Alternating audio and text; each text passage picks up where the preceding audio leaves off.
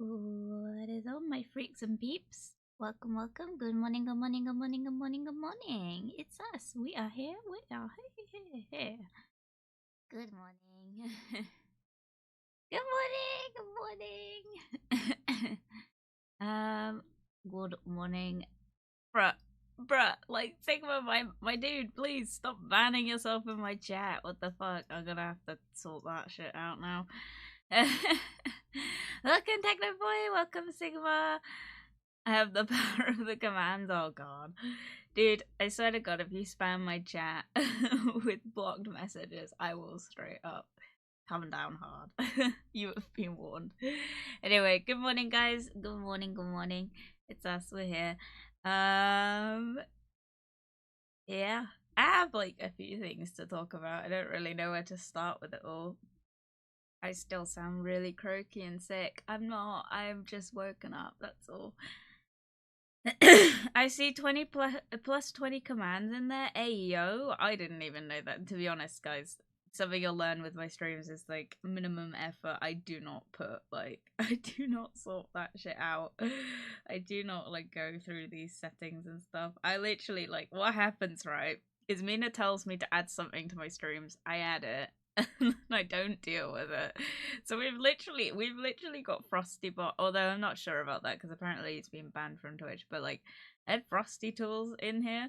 I haven't set it up, so like it's there, but it's like not it's not there, if that makes sense. Same, stayed awake till 2 a.m, bruh. And there's more and there's me people who ban themselves. Let's go. Yes, well, good morning. I don't really know what to talk about. Where do I start? Well, I've kind of woken up with a bit of like determination this morning. I think I'm gonna get some shit sorted this week. I'd like to, before the New Year's. So I'm hoping that I'm planning, hopefully, to get that house shit sorted. So I've got that on my radar at the minute. Mostly because in the next couple months. Well, part of the reason I want to get it sorted is because I know that my pay slip from work is not going to look good next month, so I kind of want to get it sorted before that comes out, because then I'll have to wait for 3 months till that gets like undercovered. Because like if you didn't know, I've been really ill recently, so I've been off work quite a bit, and I went back to work and they kept sending me home because I kept getting like nosebleeds and having like meltdowns. So I was not in good stead, but I just know that it's not going to look good on my payslip, so hopefully I can get my advanced mortgage kind of agreement sorted this in the next couple weeks, so then I can send that off, and then I've got an approval, hopefully, if they say yes. And then I can hopefully start making the moves to move, because something I've kind of talked about is obviously I've been saving money to get a new computer, which you guys know that is a necessity with the streams, because I didn't realize how bad like I'm running things on this computer, because this computer is decent. It runs most things. I don't really notice having problems, but I spoke to Mina and we compared like our like settings and stuff, and we noticed that I'm literally running on like a quarter of the power she is on one computer, and it's like it's not ideal. And something that welcome your innocent friend, good to see you, good to see you. One thing that we were kind of talking about was the fact that I've got my computer still works, like it still functions, and like Mina and Mimi were both saying to me, you know, why don't you just do a dual PC setup? Because I've already got a computer. So it's not like I'm buying two computers to run things, and it'll probably save me money like in the long run by doing that. And I was not convinced. Part of the reason is that my current PC was going to become the home PC, and when I move, it was going to become like because obviously I'll have a roommate. and it was going to become the computer that we use for, like, I don't know, like taxes and stuff, just to keep it all separate from like my work computer, because if you guys didn't know, my computer is set up so that I have 2 separate accounts on it, one for streaming, one for main use, and I was going to have it like all separated and stuff like that, and it was just a roughly good idea, or it seemed it at the time. But Mina and Mimi were like desperately trying to convince me otherwise, and I'm like, I get where they're coming from. It just didn't really work with my long-term plan. Something's happened recently, and basically it means that, well, the short is that my roommate got something for Christmas that means that we're not going to need like a home PC, and we'll just both be able to use like the main PC.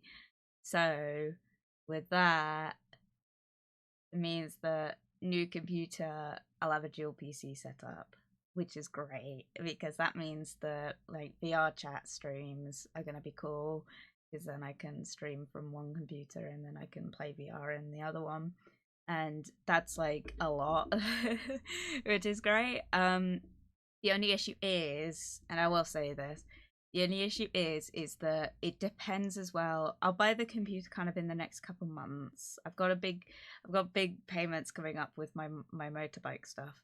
That's all coming up in the next couple months because I don't know, I was stupid and for some reason I got it all done in like February, March time. So like straight after Christmas, like I'm like poor as anything. And then so with the bike stuff coming up, that's a big expense. Because on top of like paying for my insurance for the year, because I pay it in a year chunk, I don't do it monthly. I will do it monthly when I move, but if I can pay it all in one go before I move, then I don't have to worry about it for another year. And it's only like, my bike insurance isn't very much because it's only a 125 and I've been driving for quite some time now. And also I'm a female driver, which is unfortunately just like the sexist way that works out. But then like kind of I need to find out when all that stuff is due, because I got to pay for the insurance and then I got to pay for an MOT, which I know is gonna fail its MOT again. I know it is, because it failed last year because my headlamp, get this guys, my fucking motorbike failed its MOT last year because my headlamp was like a few centimeters off slightly. You couldn't even tell, but like obviously like it was enough to cause like, because he did warn me at the time. He's like, just so you know, the handlebars are in the same condition, but like they're not far enough over that I need to fail it on it. But he did kind of warn me that this coming year it might be, if it's gotten worse, then it will be something that has to be failed, and that's going to be an interesting fix. The other issue is that the reason that had happened is because my mother had dropped my bike, because it lives in the garage and they have to pass it to put like laundry and the washing in the fucking dryer. They'd knocked it over and it had sat there for a few days, and I hadn't realised because I don't use it every day. I hadn't realised until I took it out to go do my MOT, and it sure enough took it. I was like, this doesn't look good. It didn't like look noticeably bad to me, but I was like, I bet that's fucked something up, and sure enough, it did. You have a motorbike? Which one? So in the UK, legally speaking, I can drive up to a 125cc on a provisional license and not a full license. On anything except dual carriageways, I think, which, if you didn't know, I live in Cornwall. Dual carriageways are not a thing down here. I think it's a dual carriageway. It might not. I just know that the roads that I'm not supposed to drive on aren't down here. So for me, I have a 125cc Suzuki Marauder bike. I'm very happy with it. It's like a 2000, I think it's a 2010 model. Very nice bike. Cruiser style. Like it's pretty much everything I wanted in a bike, because I was looking at that one and I was also looking at, I think it was a Yamaha at the time. Those were my two options. The only reason I went for this one instead of a Yamaha is because the Yamaha, the handlebars on it they turn inwards, so your hands are sort of crunched up against them, more like monkey bar style.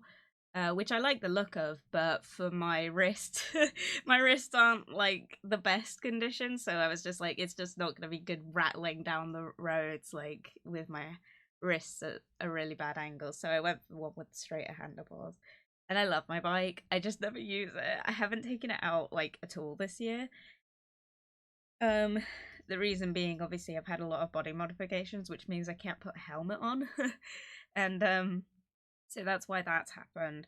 I'm a bit nervous because obviously my CBT is due this year as well, which is another reason why this year's going to be expensive for the bike stuff. I got to get a new CBT.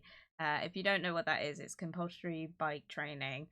And basically, if you want to ride a 125cc on a provisional license in the UK, the only thing you have to do is every 2 years you have to take a thing called a CBT. And a CBT just basically legalizes you on the road. It's just like they'll just do the basic trainings like how to turn on a bike, how to check for like how to check the chain quality, like how to like turn corners, how like, and they just assess you basically. You can't fail it. What can happen though is that you don't pass on the first day, which just means they'll call you back and you'll just have to do a bit more extended training. For me, and this is the biggest flex I can say, I've driven the bike. I've been driving a bike since I was 17 years old. I'm 20. How old am I? I'm 23. So for me, that's like, I started riding bikes when I was 17. I gave up for a few years just due to life situation. It was just going to cost too much for me in like insurance and stuff. So I never bothered getting a bike, but I did do some like lessons and stuff, and then eventually like a couple of years ago I did get a bike, and then my life changed and I didn't need a bike. And also this thing can't go on the motorway. It doesn't go past 55 miles an hour, and if it gets to 50, the thing rattles itself so badly, like the wing mirrors come off. It's not a good bike. I love it so much, but realistically, I need to consider getting a different one. You drive a Buser Holy W Alpha? Excuse me? But yeah, it like, I love my bike. I love having a bike. I don't have a driver's license. I don't know how to drive a car. I do know how to drive a car, I just can't legally. So I need to get a car license sorted at some point. I just don't. I think realistically, I wanted to get that and the computer done before I move. Realistically, it's not going to work out. I kind of have to make a choice between the motorbike and a car. And the like, the unfortunate side of it is that I will not give up that bike. So it's the bike for me. The bike is also sort of investment because it's a 125cc. It's highly sought after anyway. So realistically, if I do decide to sell it, I will probably make back exactly what I paid for it. They don't really lose value. Obviously it was secondhand, so there's that. But like realistically, I got it for like a little less than $2,000. I will probably make that back on it. So realistically, it's like not a bad like thing to hold on to. But the only thing is obviously I'm losing out by paying for the insurance and not driving it. That's just the way things have gone. I don't know what's gonna happen. If I think I need to make a decision with it eventually, but it's kind of like it's more an insurance investment in the sense of like when I move, if I need money, I can sell it. And there's that. I got that going on, but my roommate has a car. And I will explain more about the roommate situation closer to the time, because obviously I want to like set everything in stone before I talk about it. But like for now, it's like that's just what you guys are getting. I want to get a bike as well eventually. Yeah, I do recommend it. It is so much fun. There is nothing that used to bring me more joy than just riding down like a long strip of road as the sun was setting and it's blaring in your eyes and you can't see anything, but it's warm, man. It's so warm and you're just cruising. It's so nice. Obviously my bike's a cruiser, so it's like it's the nice kind of like ride. I'm not like I'm not a moped person. I've driven a moped, like, and by a moped I mean like one of those like scooter things that you see in like Italy and stuff. I don't like those. I have ridden them, but you can't turn on them well. I remember because they used to give me the moped on both my CBTs, because I've taken 2 CBTs at this point. On both of them, they gave me a moped. You cannot turn corners on that thing. The thing, like, the edges of it scrape against the road. It's horrible. But, like, when I went and did my CBT last time, the guy literally said to me on that, he's like, I would pass you to get a full license tomorrow if you came in. Obviously, like, he was exaggerating, but, like, it was super nice to hear that I was doing so well on a bike that they didn't have to worry about it. I feel like this time round they might have some critiques because my bike is, I obviously own a bike now, so I'm not using one of theirs. They might be like, you could do with like working on this and that, but I'm all for it because, you know, any advice is good advice, you know.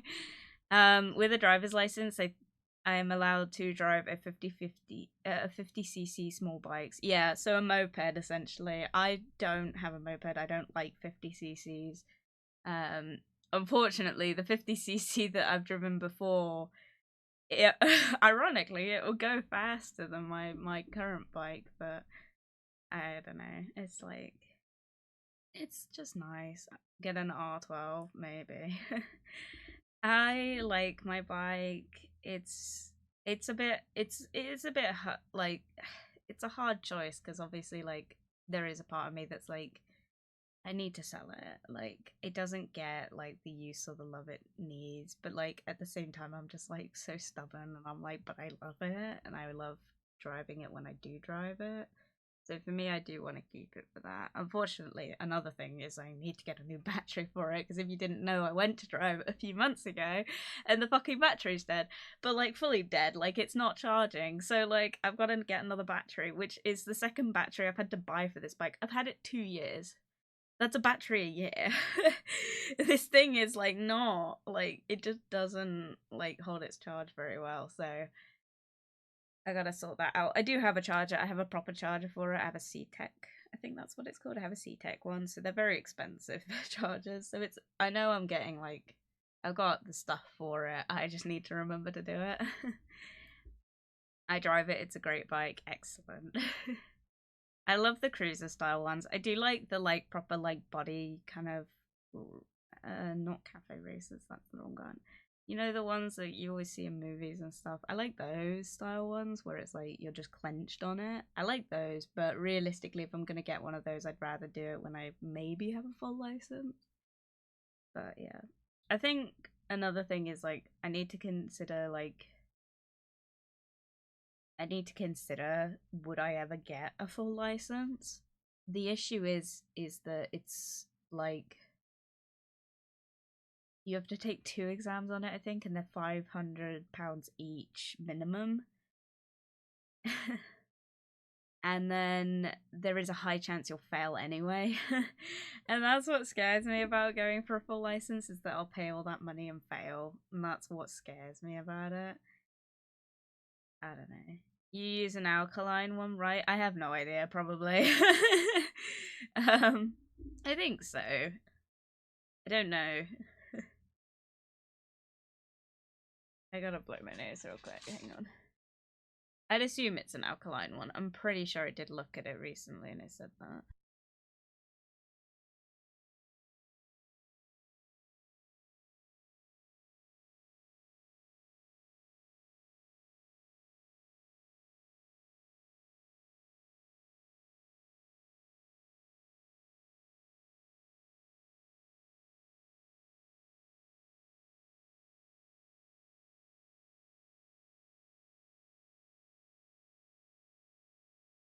Yeah, I'm back. Another thing about the bike is that I've never fueled it. Which a lot of people get in real shock when I tell them that. It's past its insurance mileage count, because I have to select a certain amount of mileage so I can legally drive with it. It's past it both years. So it is fine, but that's how fuel efficient this bike is. It's just like not even like, it's not even an empty tank ever. which is interesting because the first day I drove it, I dropped it. I came off it. I'd never come off a bike before. And the first day I got this bike and I drove it, some guy came around a corner really quick. And obviously, if you ride bikes, you'll know you can't turn while braking. I turned while braking and I came straight off. And I wasn't going fast. I was coming up to a roundabout, so it wasn't a problem. But man, I almost broke my leg. It like twisted underneath the bike, and I felt it go, and I just felt slow motion in that moment where I was like, if I don't twist my body the opposite way right now, my leg's broken. I'm not going to be able to work. I've just paid so much money for this bike, and I will not be able to pay it back. And sure enough, I didn't break my leg. I did damage my kneecap though, and I was in a bit of pain for a few weeks, but it was nothing major. The guy was also really apologetic because, you know, obviously he wasn't thinking. It was that usual like, oh yeah, I can come up to this corner really quick. And then he actually kind of saw the repercussions of what could have happened. I could have gone straight into him. Well, fortunately, I was paying attention, so I didn't. But like, I could have gone straight into him, and I think it hit him at that point. Because I'm on a bike, I'm basically just running on a lawnmower, essentially. Like, I'm just sat on top of a lawnmower, like a really fast lawnmower. There is nothing between me and the road other than my leathers. So realistically, I could have died very easily. Had I been going too quick, he been going too quick. Had I been on a more powerful bike, it just gone a different way. There was a high chance, like, things could have gone wrong. Realistically, I was just paying attention, which was good, which is like life-saving skills, obviously. But he was really apologetic, and I think it taught him a valuable lesson because, you know, he could have killed me, and that would have been on him. He would have never been allowed to drive again. So for me, it was a hard moment. But that, coming off the bike then, damaged the bike. Like, the plate on the side came off. I had to glue it back on. Turned out it come off before, because there was like several different adhesives underneath it from like the previous owners. So like, I reattached that, no problem. But the fuel cap on it is not the factory one. It's smaller, so it doesn't seal properly, which isn't ideal. It doesn't mean anything because it keeps it sealed enough like that it doesn't evaporate and stuff, but it means if I tip the bike, all that fuel comes out. So the fuel has come out. And I'm still never had to refuel it. So yeah, it's a good bike. I'd be a bit reluctant to give it up, but I think realistically once I move, I'll kind of find out if I need to go further on a bike than I do right now. And if I do need to go further, I need a bike that can go on like the main roads kind of thing. This one can't. Like, it's terrifying being on like a main road and knowing you're holding up traffic. Realistically, I live in Cornwall. You see tractors on the main roads all the time. So, like, I'm not the slowest piece of shit on the road. But you know that one day someone could just decide that, you know, you're inconveniencing them, knock you, I'm going too fast, I'm going to come off. That is terrifying, but I love it. So for me, it's like, that's coming up. I don't know where we got onto this tangent. Anyway, so I gotta deal with that, and then the computer is kind of gonna be either side of that. So if it's not January, I'll get the computer sometime in January. If it's, you know, February, then I'll get it later in March and stuff. That sort of shit. And then, and then obviously I've got to put my name down for a house at some point in the next couple months, because the housing estate that I'm looking at, there's two, they're getting built right now. I'm gonna run out of time. This is another reason why I'm having to do this kind of now. It's because I don't know when the next housing estate is gonna be built, so realistically I gotta get my house down on one of those. I'll get a shared ownership as well. I don't know if that's a thing outside of the UK. But it's like shared ownership is like you pay a certain amount on a mortgage, so you own part of the house, and then you pay rent on the other half. So think of it like you are basically paying to own the living room, the master bedroom, and the spare bedroom, but you're paying rent on like the kitchen and the bathroom. That's basically what shared ownership is. It's a really bad example, but that's what I'm looking at, because obviously I'll have a roommate, and the roommate has agreed to pay for the rent side of it. I will pay for the mortgage. That way, because it's literally half their current rent price, so it's like if they're paying the rent, it's cheaper anyway, and we're not at risk of getting like evicted because I own the house. So it's like it's good. And then over time, once I do pay off that side of the house, I can buy more and it'll be cheaper. And it's like it's a good long-term plan. It is a bit stressful though. But yeah, it's also stressful because I know the house is not going to be worth what it is now, like in a few years' time. But that's the housing prices crisis, you know? It's one of those things.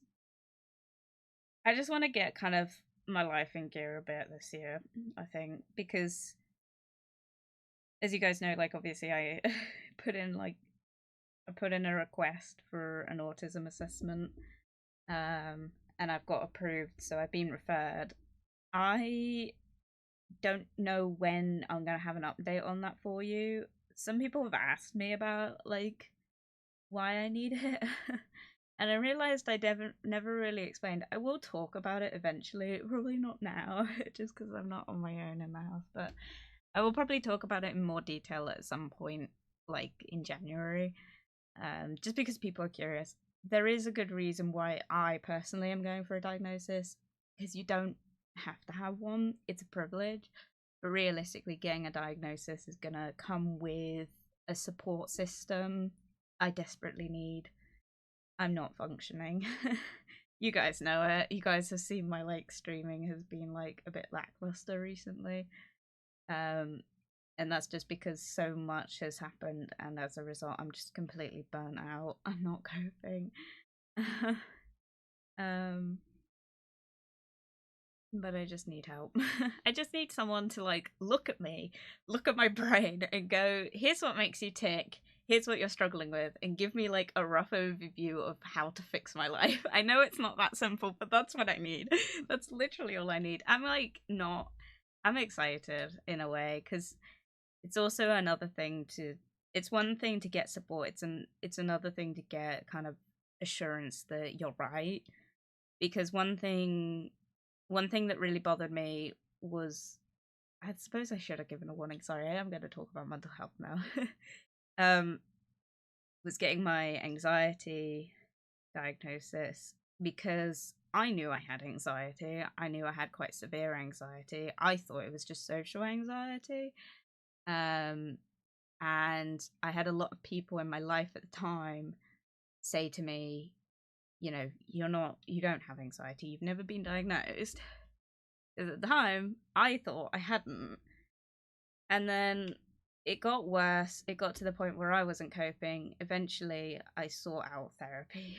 I went to therapy. It was terrible. I'm not doing that again. That's not to say that you shouldn't. I do think that therapy is helpful for a lot of people. For me, it wasn't what I needed. And that's okay. But it meant that I got assessed and I got diagnosed. And that meant that I did eventually get the help I need, which, as you guys know, is sertraline. But getting that diagnosis meant that I could finally put an explanation on what I was going through, and it meant that I could explain to people that needed explaining to, like my work, my family, why I was struggling with this so much. It didn't shut up the people that had said to me, like, you don't have anxiety, you've never been diagnosed. Because they continued to say that, and then I was like, I have been diagnosed, I'm on medication, therefore I have a diagnosis. A doctor, I've spoken to several doctors, I'm like, I'm pretty sure I've been diagnosed. They're like, yes, you have, I've got it in your file. Because it turned out as well, I needed social. I thought I was social. I had social anxiety, and then I went to a therapist, and I was like, I think it's social anxiety, and then she turned around and was like, no, it's generalized anxiety disorder. And I was like, oh, is that better? She's like, no, it's so much worse. And I was like, god damn it. I never got diagnosed, but I do a little test where I worked, and I'm highly likely a little depressor expressor. Yeah, like, I don't think, like, it's a hard one, like, to kind of explain to people, like, because in some senses, when you're claiming support, you do kind of need a diagnosis, because if you don't have it, you're potentially taking away resources from people that are. But, like, just knowing that you might is enough to get you to kick your ass in gear to support yourself better. And I think that's important. And I think that that's why self-diagnosis is important to some extent. I'm not a doctor. I'm not a therapist. I'm not going to sit here and say that I know any better than anyone else. But for me, just long-term knowing I had anxiety and then having people turn around to me and say, you've never been diagnosed, was enough to get me to finally get a diagnosis, get my theories confirmed, turn around and still get it, like, thrown at my face. It made me realize that, you know, it doesn't matter. Because I know people that have been going around self-diagnosed and use it as a cover-up for, like, excusing their really bad actions. I know several people that do that. I don't know them anymore, and it's just a bit of a harsh balance. I do think that it's good that people maybe get assessed with these things, just so they roughly know, and then if they feel like they're struggling at a later point, they can go forth and get a diagnosis officially and then get better support. I think that's good. But, like, even just self-knowing that, you know, something's not ticking right, you can help yourself so much with that information. I don't know. Again, disclaimer, I'm not a doctor. I'm just explaining from my point of view and my experiences. Please don't cancel me. But, like, yeah, I do think it's good to know roughly what you might be struggling with and stuff. I do think that's important. You know, like, my mum theorized for ages that I had dyslexia. It took her years when I was in primary school to get me assessed. And then I was assessed by someone who was in training. They turned around and said, no, she's just stupid. Quite literally said that. And they said that about other kids in my class who I was friends with who also very severely had dyslexia. And then I went to college. My mum requested it there. They assessed me within the year, and then literally found out from that yes, in fact, I do have dyslexia. And it was so shit. And this is what I mean by people saying, like, if you don't get the diagnosis but you're pretty sure something's not ticking right, do fight it, because some people think it and some people don't. I don't know what to advise here. I don't know. I'm really scared, like, as well, talking about this, because I'm, like, also kind of, like, off it, and I'm just like, man, am I making any sense? Anyway, I think I'm gonna move on and we're gonna play some Stardew Valley. Because I need to get my shit together with this fucking game. Because it's been, like, a year. I got my... Right, I'll start the game and we'll switch over. I got my Steam year in a review, right? And Stardew Valley is, like, on the top. And it's so dumb. God damn it. But yeah, definitely, like, I do just want to say, like, if you think that something's not ticking right, do seek out help professionally. I don't think I could recommend knowing more, because knowledge is power, quite literally. Even just knowing, even if you decide not to take any further help with it, just knowing and knowing how to support yourself long term is monumentally better for you than sitting and not knowing and not being sure and getting imposter syndrome, because boy do I got that. I just realised that played over everything I just said, but never mind. Sorry. Knowledge is power. It's better not to feel like you're in, you know. You know what? Fuck it. I don't remember what I was saying. The music's so fucking happy, and I'm just like, man, it feels like so long since we played this last.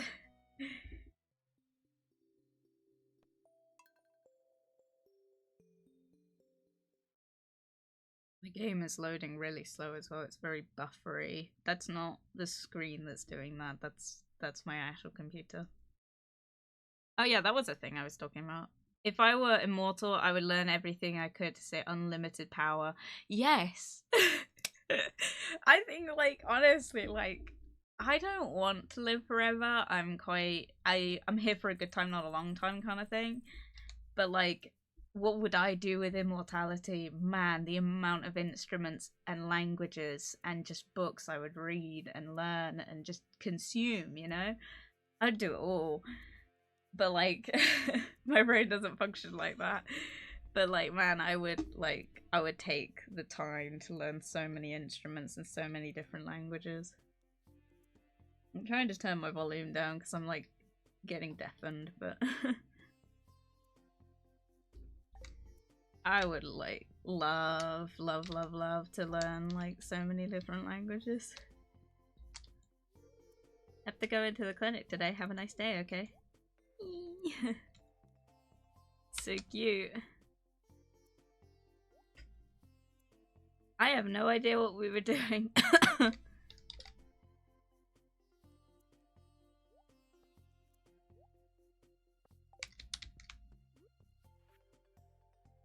Oh, whoa.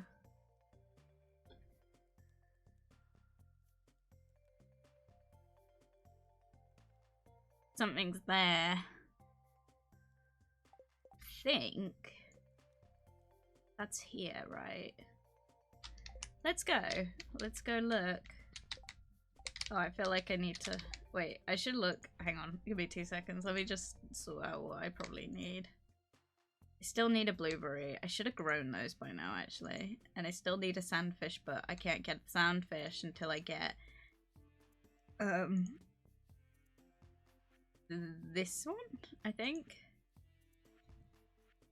And I'm currently saving for the big one. This one. So we can get that. I'm close. Copium. What's up, Pumpkin? Welcome, Loki. Good to see you. Good to see you. Dude.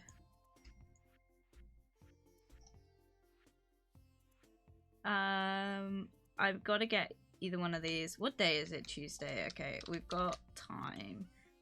Because we got we've got the traveling cart. It's gonna come at some point. And I've forgotten what I was saying, so oh man. I need help. I cannot focus. My focus is just monumentally bad.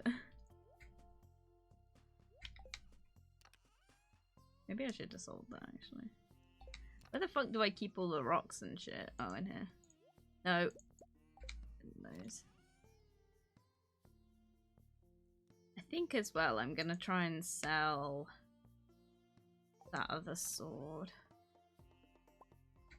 Because I don't need it. Not really sure what else I can sell. Excuse me.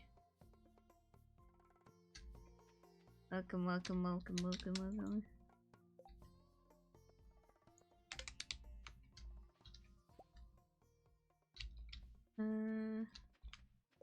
Got cheese.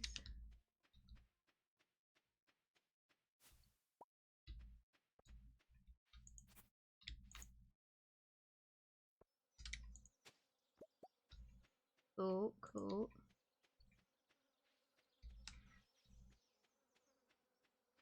Ah! Look at that. Look at all these plants growing. No.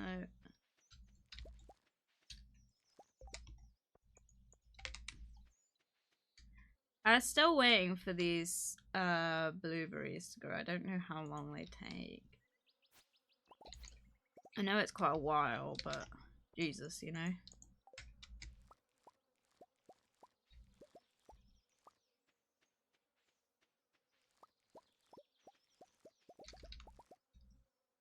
Oh fuck, I forgot. I gotta water all this. God damn it. There's all these seeds. Dude, my brain is just not Stardew Valley at the minute. It's way too all over the place to really like prioritize tasks, and this game is not good for that.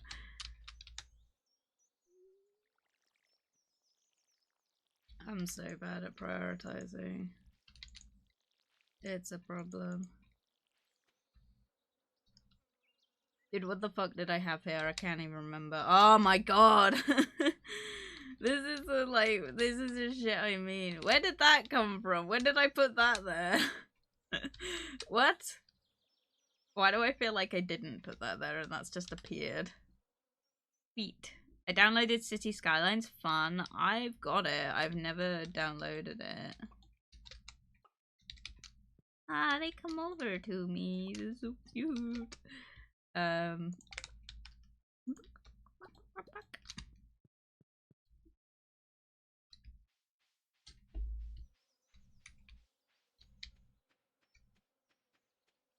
Are you enjoying City Skylines? I have never played it and I'm like in two minds about whether or not it'd be worth streaming. I don't know. Guys, I don't have enough room in my inventory. God damn it.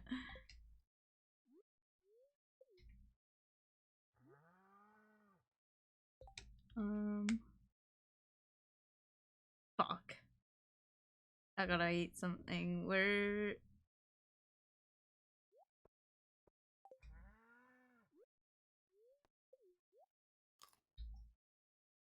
Alright, fixed.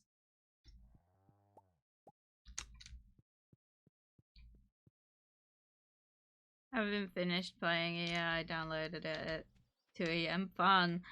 Well, I know it's kind of good. I know that it blew fucking SimCity out the water. That's what I remember about it.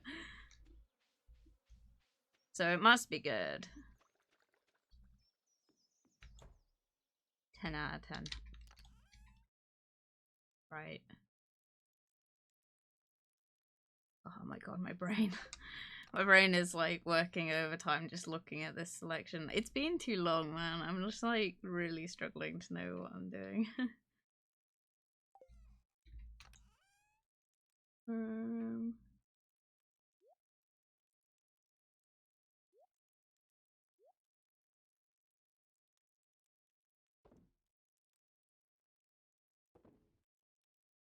There we go. And then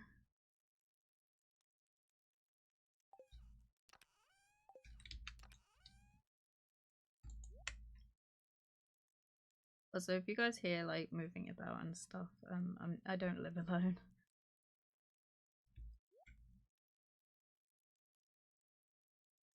Please excuse. My brain hurts looking at this.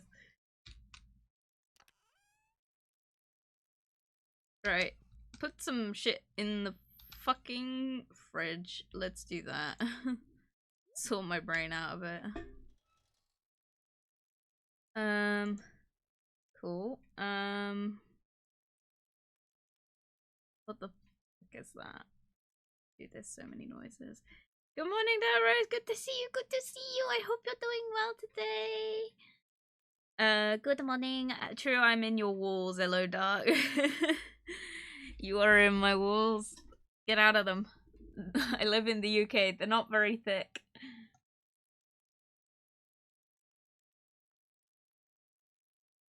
I love the saying, like, I'm in your walls. It's so funny because I'm like, but I live in the UK. There isn't space between my walls.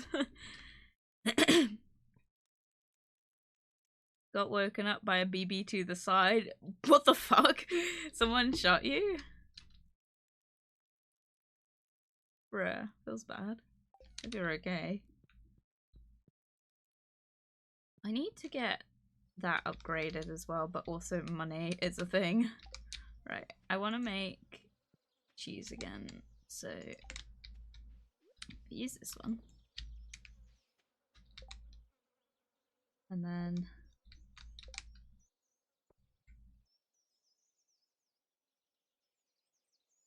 oh yeah, that was a thing. Right, hang on 2 seconds. Cause I think I need seeds. And I have squash. Dude, I don't even know what I've planted. I did write it all down and I can't remember. I have a notebook. For anyone that's confused, I have a like, is it a pucker pad or like a puker pad? Because I always used to call it a puker pad, but like it's just one of those notebooks. I just got one of those. It was like a secondhand one someone gave me, and like I just fill it with all the stream stuff, and just like I'm so confused by the first fucking page. It's all the people I had a what the fuck, man? What? What the fuck? What have I written? I was so confused. Some of this stuff I really get like confused over. I've got several pages just dedicated to Stardew where I've just gone through all the like different like seasons and just changed up the layout of my like farm. So I think what I'm on currently is the right one. So I had melons, I had wheat, and spangles. So I don't have any squash. So maybe I should do the squash. Except the squash is not it will reproduce. Spring. What season are we in? Summer. Okay, winter season. Yeah, not what you saw. Spring, summer, poppy seeds. Do I have poppies? No, I'll do those instead of spangles. Why the fuck not? There's sounds in my house and I'm so confused by it. Hello, Dimple Door. Welcome, welcome. Hi, hi, hi. Sorry, right. There's just a large bulge in your walls, yeah. And it's techno boy shaped. Oh, thank you very much, Dimple Door, for the follow. Welcome, welcome to the Forest of Fantasy. I hope you enjoy your stay here. Sibling, surprisingly, no. Interesting. Yeah, so someone's just randomly come in and shot you. What the heck, man?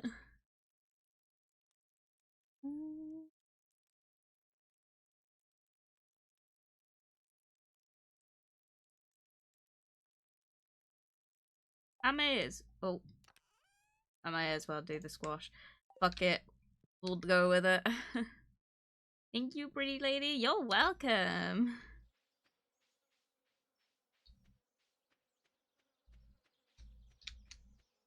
Right, so I got blueberry, hops. Then I got peppers, tomato, and corn. So I've got another sprinkler here. So we'll shove that one right here. And then I will put the squash down. And then it will grow. And it will keep growing. And I'll be so happy about it. Nice. Now I've got to water it. Because my sprinklers haven't activated. And I'm sad about it. Dude, I'm going to run out of time to sell anything at this rate.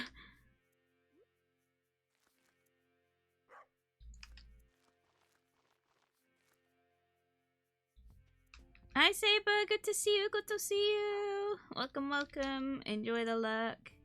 Thank you for coming to say hi. Blueberry, yes.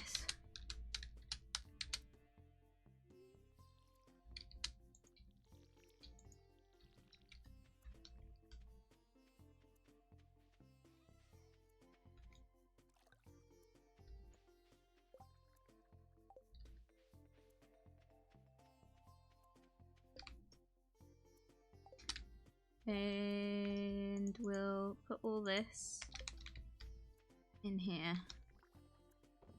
There we go. Yeah, I got there in the end.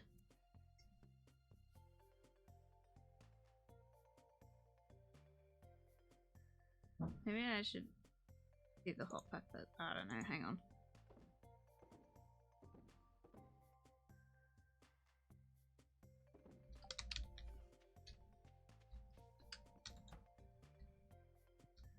Just see what seeds I got.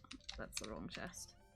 I don't have any, so I could, in theory, I could make some pepper seeds, and then we've got them for next time round. So I don't think there will be much of a next time round, so maybe it's worth not doing it. But we're gonna do it anyway, because fuck it. And I'm gonna see about getting my shit sold at the weaponry place. Oh, and Jasper, I have been doing more karaoke lately. Let's fucking go! Preparing for next time, because no doubt there will be a next time. Exciting. How's it going? That's so cool. I'm so, like, that stream, it was so, like, I was so nervous. And you could really tell in my performance quality. We need to go down there! I'm just pointing to the screen and I'm, like, not. You guys can't see it. Gave me so much confidence, that stream, and I want to, like, recreate that. And I'm just hoping that when I eventually do recreate it, and we do it again, that I'll keep that confidence up, you know? Just, we can only hope. We can only hope. Slowly making progress. I'm excited. Next time it's gonna be so hype. I practiced so much leading up to it, and then on the day of I was too nervous to deal with it.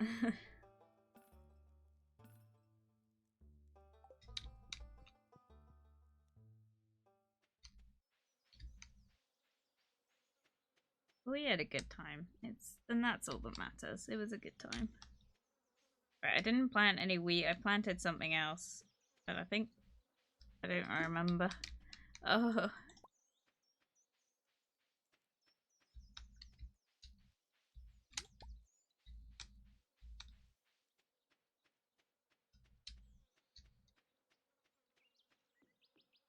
My screen's really choppy. I don't think it's translating over to stream, but on my screen it's really...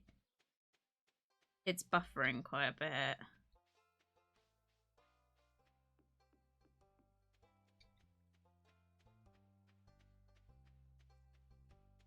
Sorry for the ad break.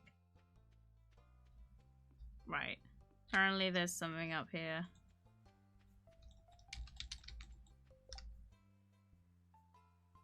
Where is it? Collections.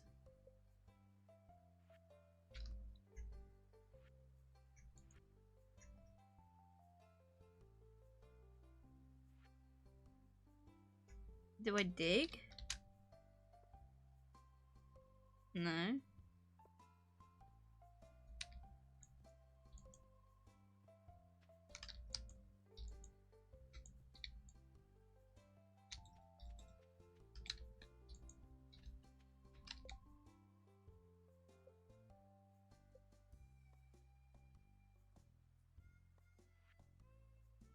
What is it? Is it definitely here? Yeah.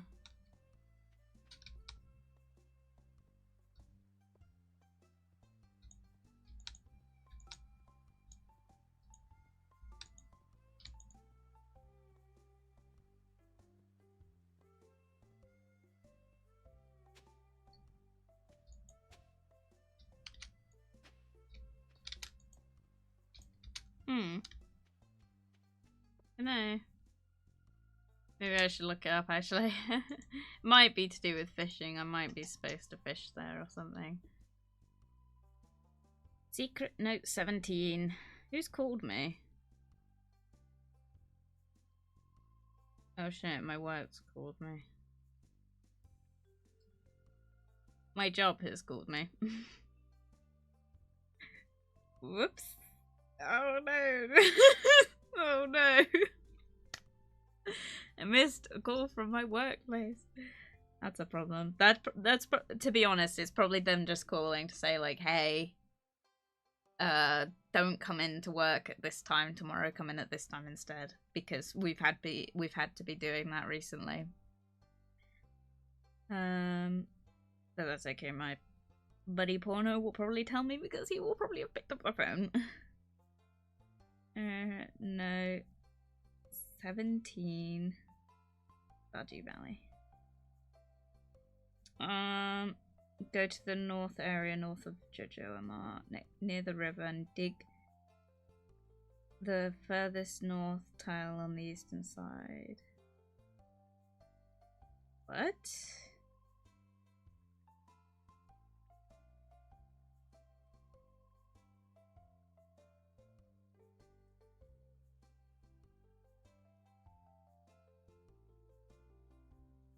What? Huh? Are we next to JasperWackx? Yeah.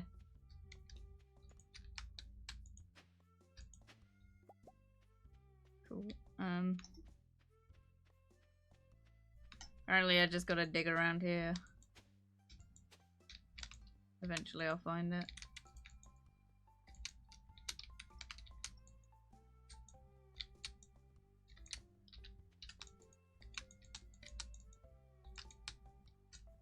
I feel like this game is literally just a whole troll.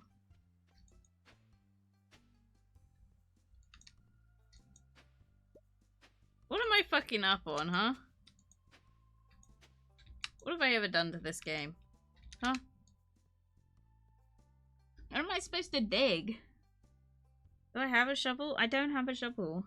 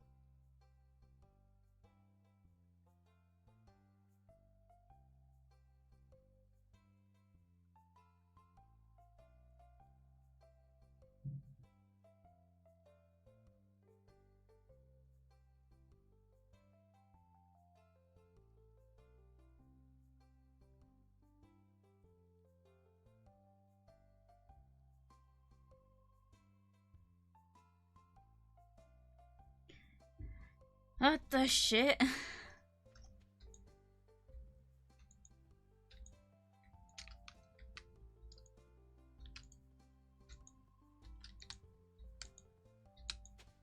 Oh! I did it! Let's go! Nice. Let's fucking go, broskies. We got it. Got it. Totally got it. Totally did not have to look anything up. I swear to God I tried to tile that, tilt that tile. Straight up. So fucking dumb. Anyway. Pee.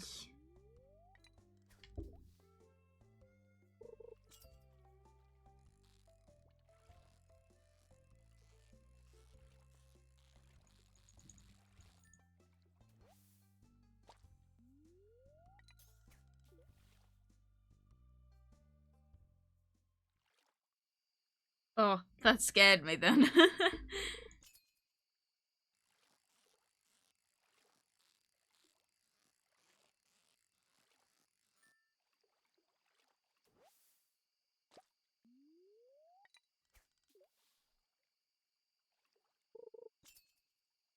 I got some more Sims 4 expansion packs yesterday because they're on sale at the minute. I got High School Years, I got Get Famous, and I got a couple kits. And I'm having a lot of fun with it. Good fun. Good fun. Good fun.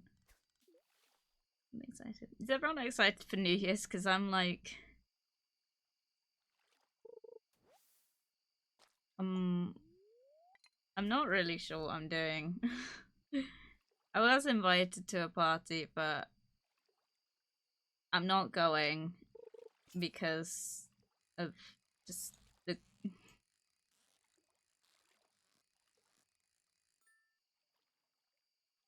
I'm just not going because someone going, or someone that wants to go that won't go if I'm there, and so I'm not going. But I don't know what I'm doing instead, so...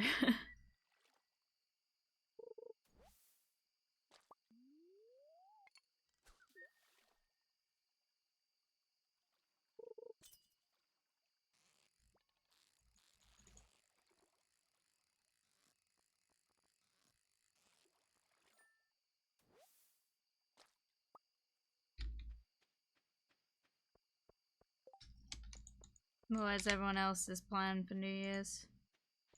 Monochromaticon redeem drink W, thank you, Mono. I will drink to that. Welcome, welcome. Good to see you.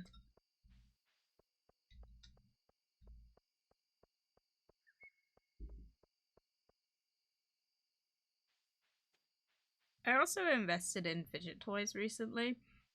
I've only got 2 so far. And I got like this it's like a paint palette, you know, like a painter's palette.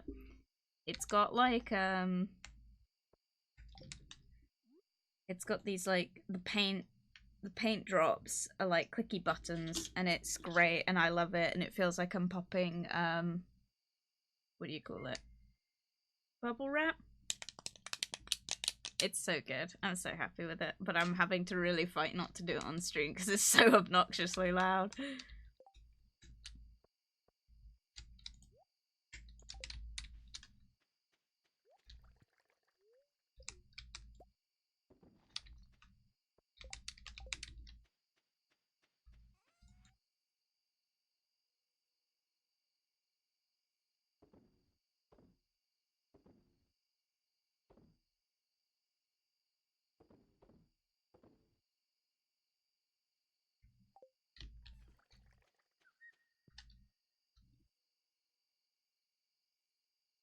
I also got a ring that spins,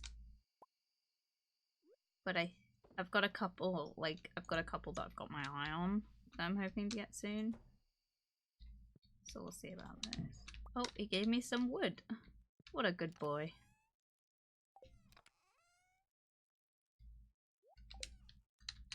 Do you do much for New Year's? It depends what you mean by do. Like, I mean, I stay up and count down if that's what you mean, but like, I don't really do any like big parties or anything. I used to a lot, but obviously things have sort of changed recently. But it's celebrate it at all. I mean, yeah, I count down. I stay up till midnight and count down. Spend it with the ones you love. Yeah.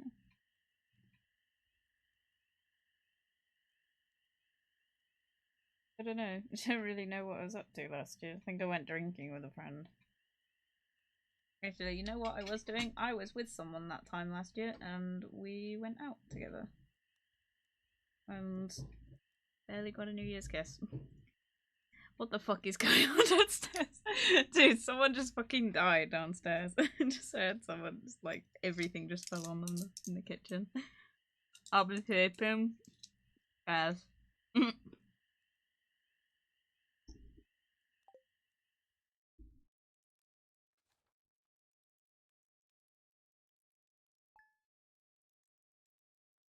I've done my nails for New Year's. They're like all sparkly. I'm just eating some chocolate coins. I had a question for the group. Do you guys get chocolate coins in your countries? If you're not from the UK?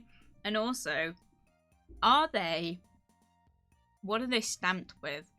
Because here in the UK, they're chocolate coins and they are usually pennies. Like they're printed to look like pennies, like the UK pennies. So currently I'm eating a 2p coin. And I got a 10p coin in the pouch. I'm always curious, like, I was just wondering, like, are they coins in your country? Like in America, is it like quarters? I got a Wales one, they got dragons on them. Nice.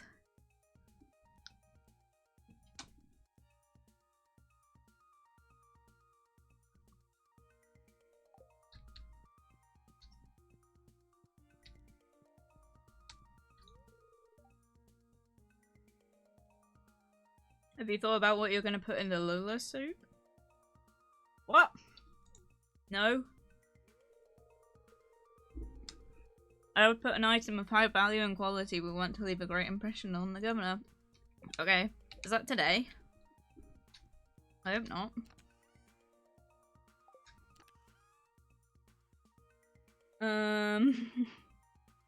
Should find a vegetable to put in here.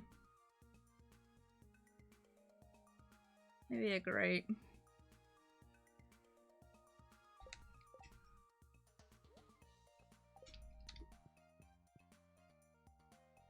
Just put a chili pepper in it. I did that last year and they didn't like it.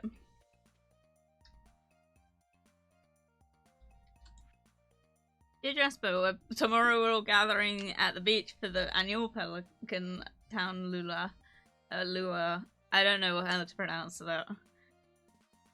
The highlight of the event is the communal potluck. Make sure you bring something good to contribute. The governor himself is attending the event, so make sure you're on your best behavior. Come to the beach sometime between 9 AM and 2 PM. Okay. That's tomorrow.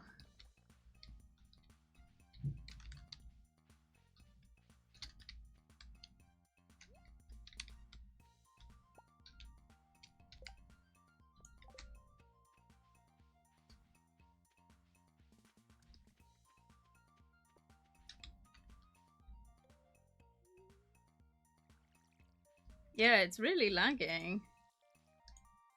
Why is it lagging so much?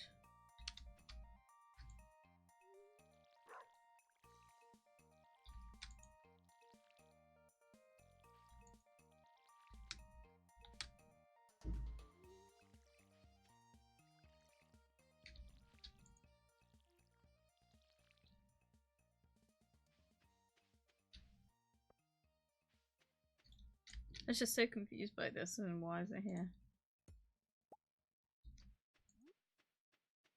Oh! Okay, it has just appeared in my yard. Interesting. Put it back here so it guards the alcohol.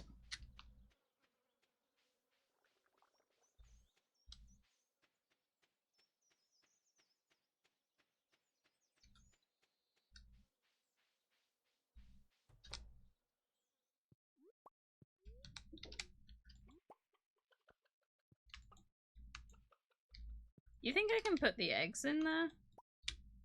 I wonder.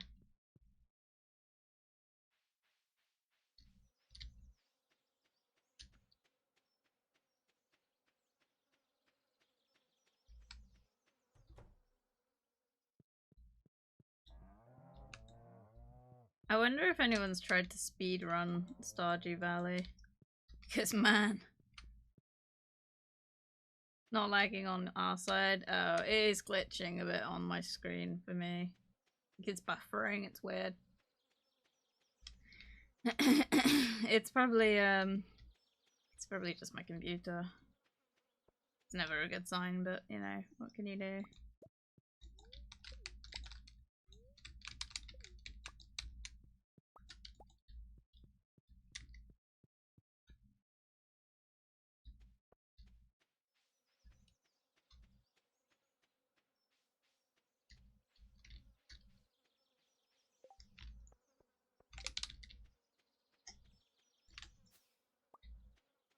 Oh, I didn't collect the milk. Fuck. Did I even say hi to the chickens that just went in there? God damn it. Now I just feel like a horrible person. This is what I mean by my brain is just not coping with Stardew because I'm like forgetting all my tasks. I did say hi to them.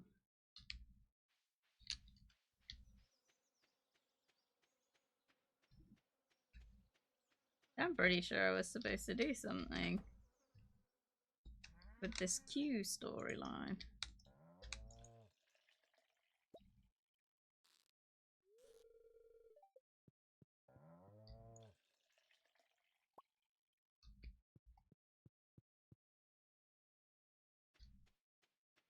Maybe I was, I just haven't read the letter yet. But yeah.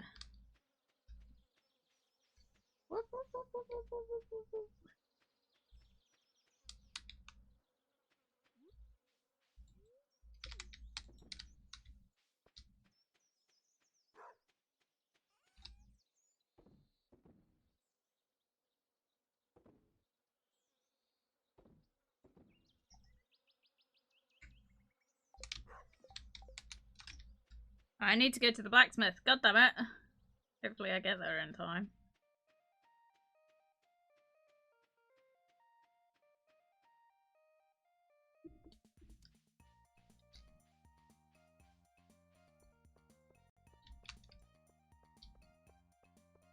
Yeah, but in terms of fidget toys, I'm like looking for like ones that spin and ones that like click.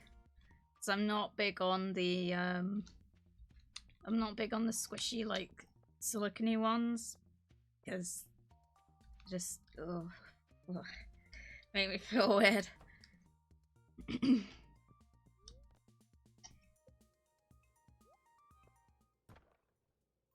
What the fuck is that?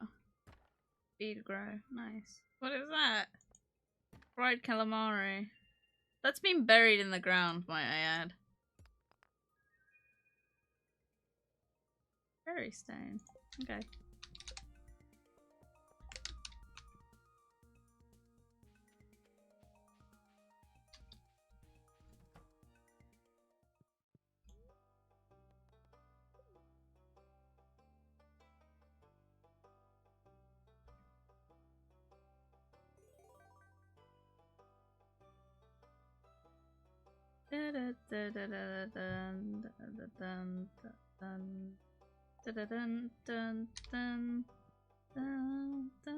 I didn't collect my rewards, whoops.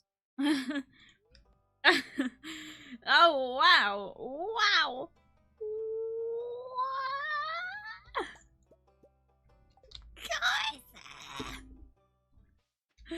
I'm so happy. I got a rare crew and I got a bear statue and I got a slaughter statue. I'm so excited.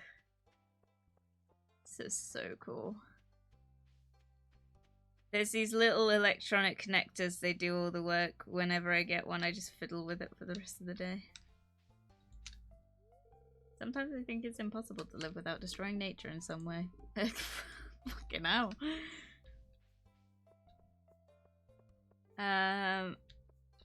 Fun. Are they like those magnet beads? Because those used to annoy me. Like, kids in my class always had those. They were just like, that's just like, man.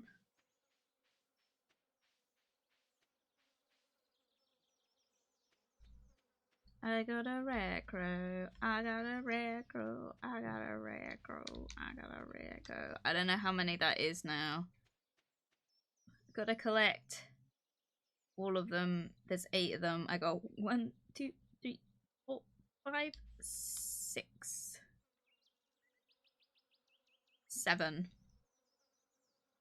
I got 1 more. 1 fucking more to get. Let's fucking go. Ah, I'm so excited.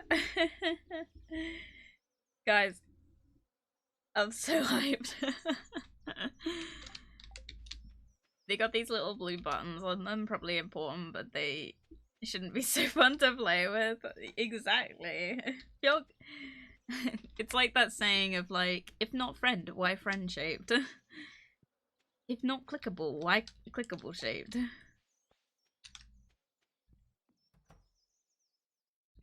Right, put some of these up. Hey honey, look what I fucking got. A big boy. I also got a little boy. He's like, what the actual fuck have you brought into my home? I feel like I should give him some coffee or something, because I never give him anything in these days. It's from me, it's my favorite stuff. It's like, you read my mind. You're so welcome. I'm a good wife. Wife me up, baby. Right,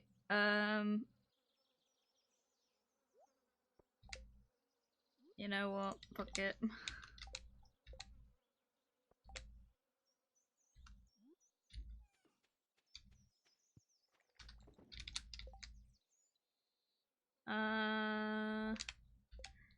Why do I feel like that's gonna be used for something? Okay. Large milk. And I gotta get a blueberry. I don't think I'm gonna get any of this today. I need that one. It's the last one I need, and then I gotta get all this. Because this is the, like, shit that I need. Oh, sorry. I'm not reading chat. Harvey, oh lovely dear, let's just put it out back or something. No, it's front and center. I'm a lurk now. Enjoy your lurk, Technoboy. It was good to see you. Gotta do all this. Gotta get this shit done. Right. I think yeah. Oh, the Q thing. Yeah, there we go. Place 10 beets inside Mayor Lewis's fridge. I don't think I do have beetroots. I don't think I've grown them.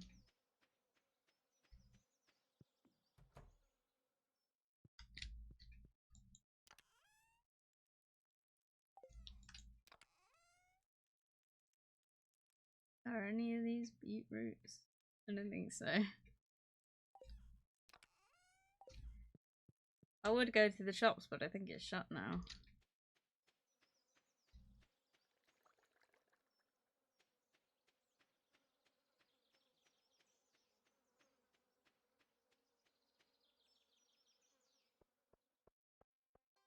I'm gonna have to take a break in a second as well.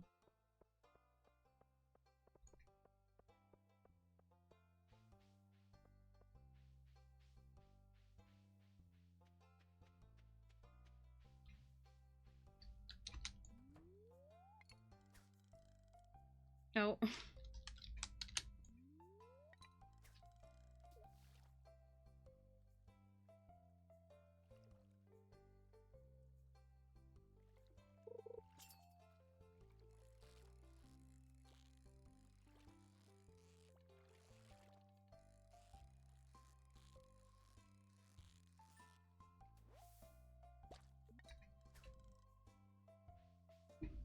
Maybe I should go to the sea.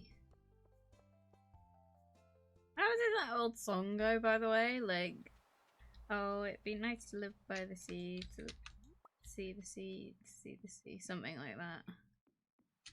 I wish I could live by the sea, to see the sea. I don't remember. I don't know what he was saying on then, but fuck it. Hope to live by the sea.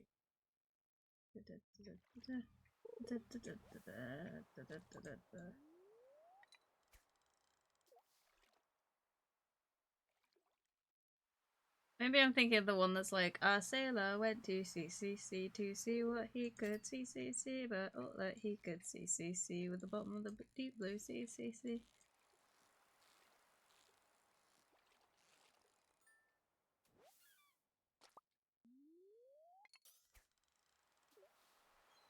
I do the shoulder movements when I'm doing it, so sailor went.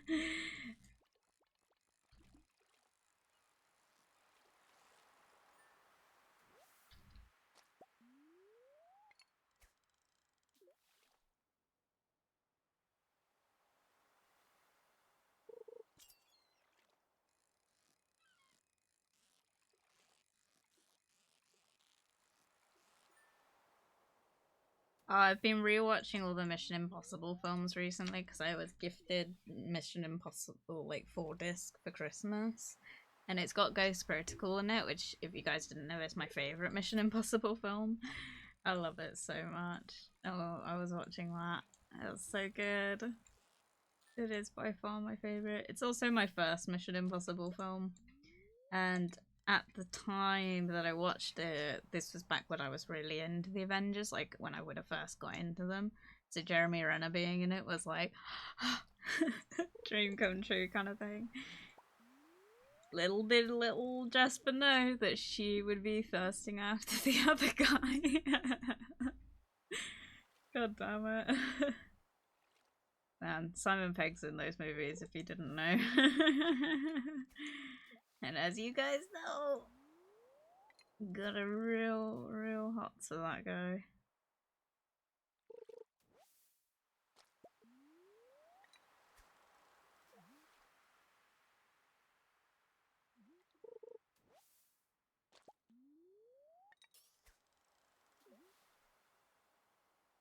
Why am I only getting seaweed?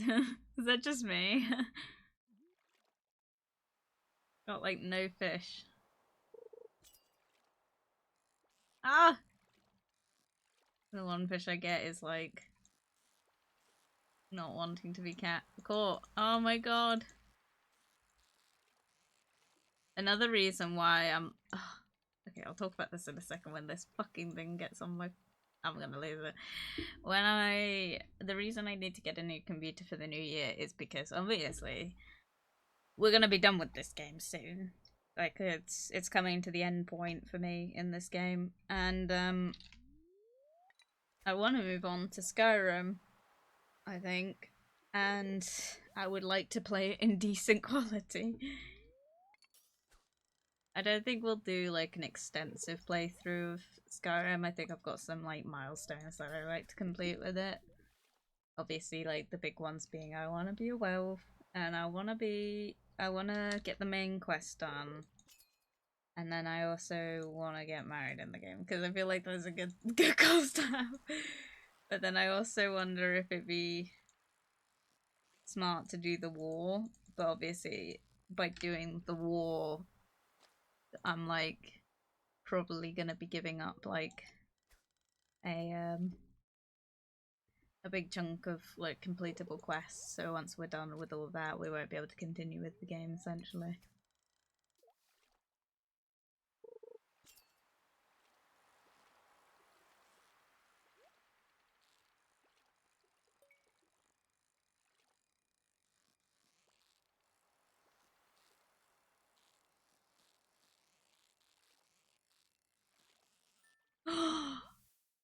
Ah! Let's go. Oh, fuck off! Fuck off! Fuck off! You know what? No more fishing. No more fishing. All I gotta do was fucking bait. Shove that in there. Shove that in there. Just cry about it. Stormcocks? No.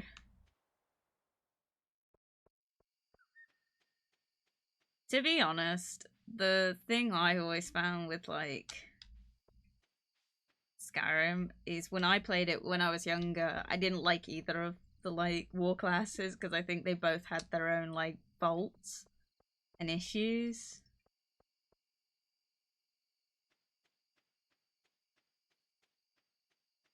I didn't like the ones that were like Skyrim belongs to the Nords because I always play a wood elf and I'm like, but I'm not a Nord and you want me to fight with you? Isn't that a bit hypocritical? I didn't understand.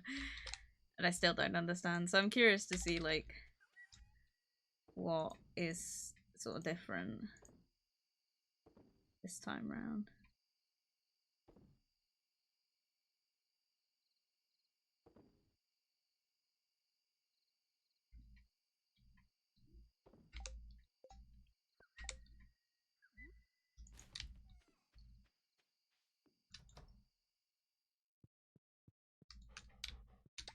Give me more wood.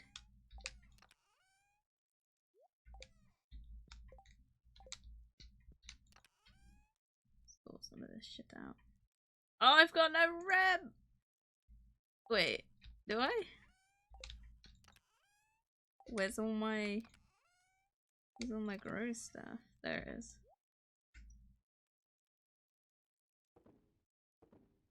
There we go.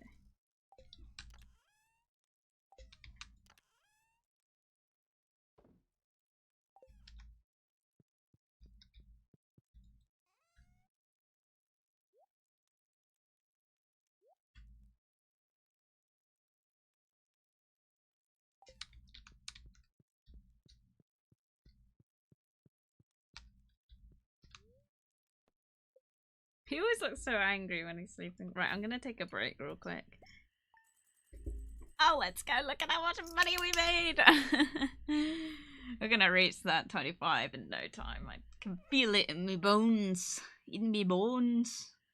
We're already at like almost 2,000 by now, so we're like 20,000. So we've just got like 5,000 more to go, which isn't that much. That's like a couple days' work, right? A bit of fishing. A bit of fishing. What's all this? Oh, I see.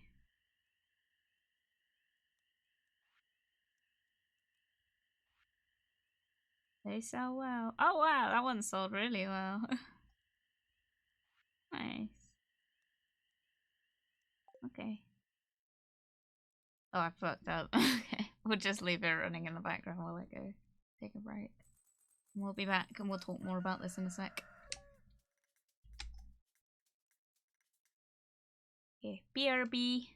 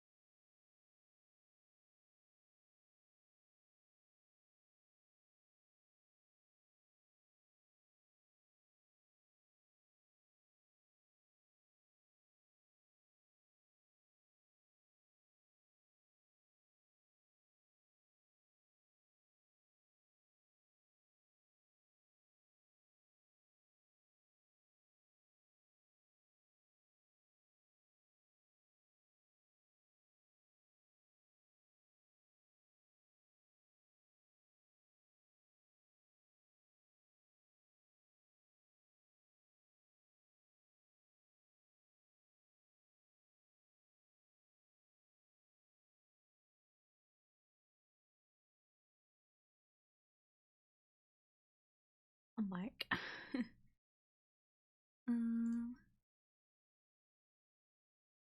Okay. What were we talking about? Skyrim. Yeah, Mimi's been playing it recently and that's really inspired me to get back into it. It looks so fun. I know she's playing with mods. I will not be playing with mods. It's the only games I've modded is obviously Gary's mod, and then I also do Sims modded. I took off the Wicked Women's mods the other day so I could play the high school one. But no Mazda horses. Is that what they are? No. I like the horses as they are. It's gonna be fun. I'm looking forward to it. Am I gonna see you at the zoo? I have to go to the clinic today, but today is the festival. Why aren't you coming to the festival?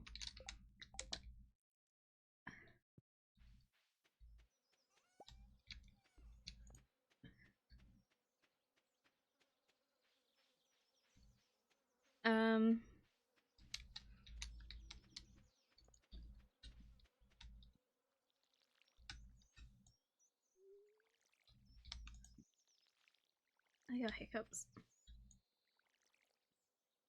Are these not like collectible net?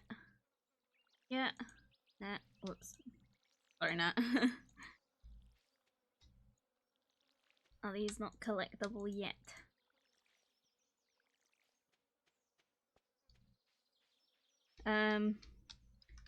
Yeah, but I want to get back into it. I played it quite a lot in college, and then I played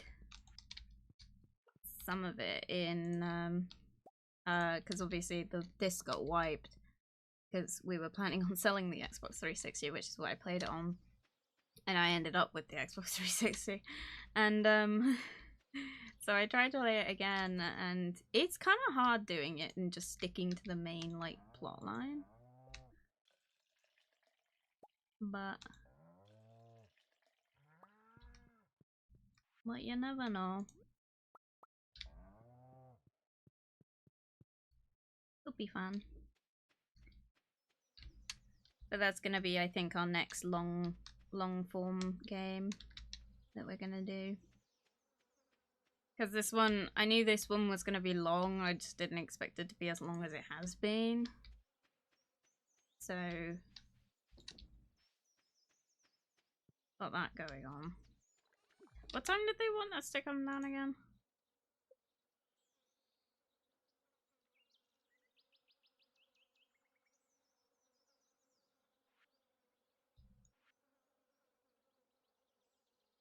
Oh, it doesn't tell me. Excellent.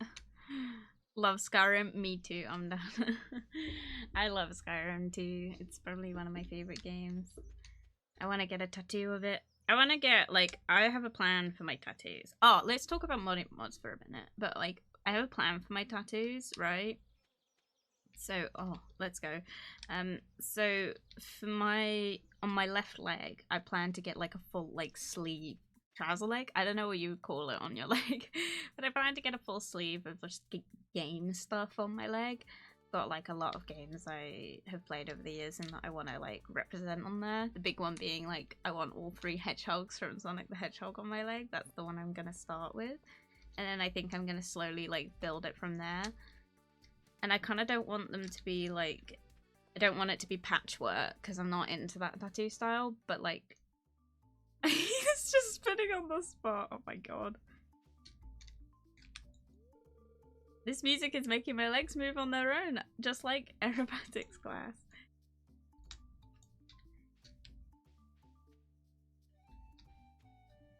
Cute. One bad ingredient can ruin the whole soup.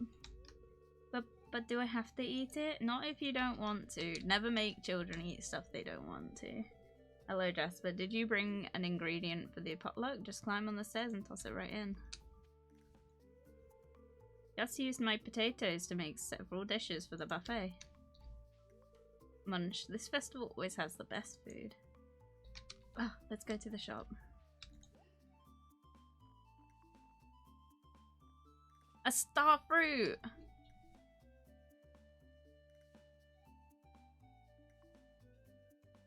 we need a star fruit? Isn't that like an important thing to get?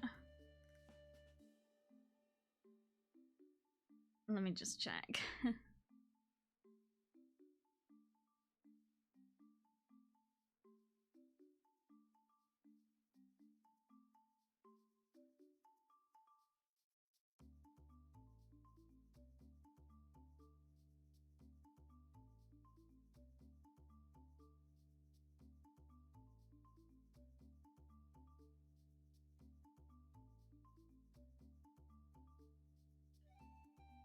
Oh, okay.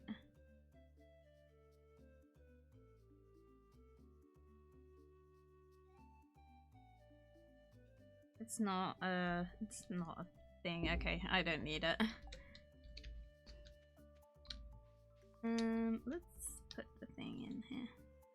Oh, we can put the eggs in there. Let's put the eggs in there. Hopefully that, like, does well.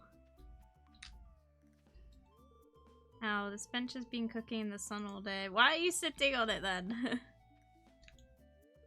Do you think if I went in the water other people would follow? I don't want to be a solo swimmer. Probably. Don't block the sun, I'm in just the right spot to avoid getting any tan lines. Oh, sorry.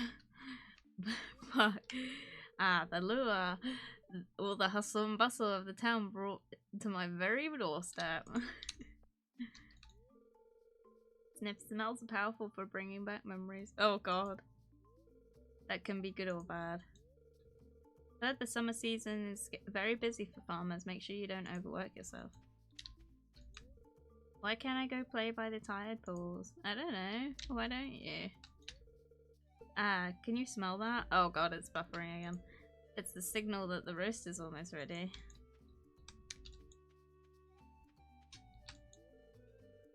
I'll never turn down free food.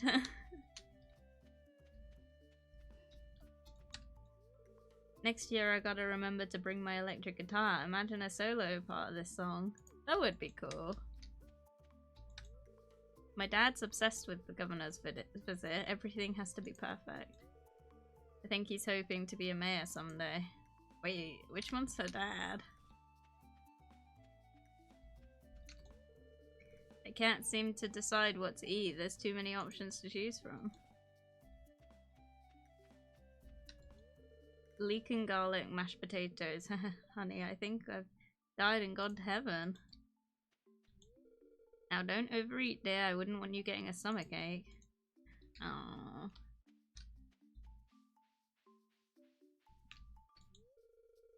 Oh yeah, I'm gonna need more of this.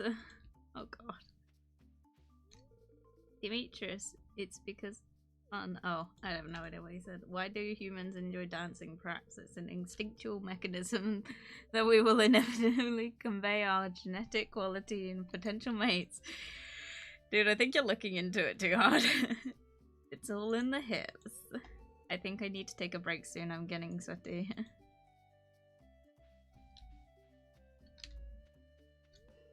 Isn't it wonderful to see our community coming together like this? I try my best to treasure these moments. Where's Willy? Oh, there he is. It's smoking. Don't worry, I'll be back for the soup. I'm just enjoying a tender moment with my pipe.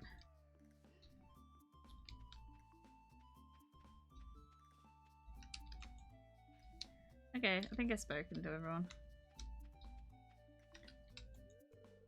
I eagerly anticipate my visit to Stardew Valley every year. There's a palpable charm in the air. The governor is our distinguished guest today. I expect all of you to be on your best behavior. For those who brought something for the potluck, contribute your ingredients to the soup cauldron. Smokes away from the non-smokers, Chad. Straight out. Should we move forward with the lure? Governor seems a little hungry. Yes, let's start.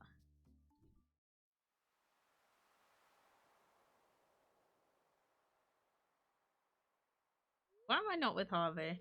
Hello and welcome everyone. I'm pleased to announce that the potluck ceremony has begun. I have high hopes that you all contributed high quality ingredients. We want to leave the governor with a good impression now. Well, Governor, would you indulge us with the honorary first tasting? I would be delighted. I've been eyeing the soup all afternoon. Oh, his face. Yay, smiley face. Ah, that's a very nice, that's a very pleasant soup. The produce from this valley never disappoints. Well, you were disappointed last year.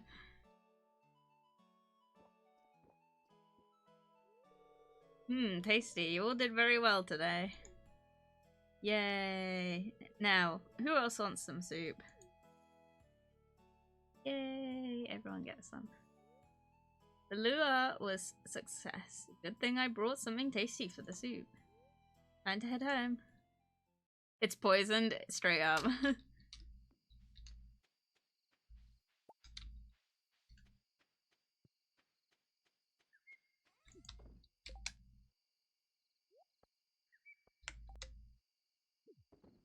Put some in here just to get the money up a bit.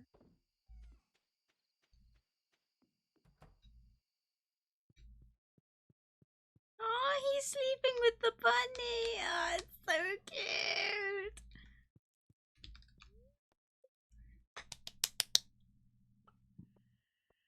So cute, so cute, so cute. Give me more chocolate. One more chocolate one.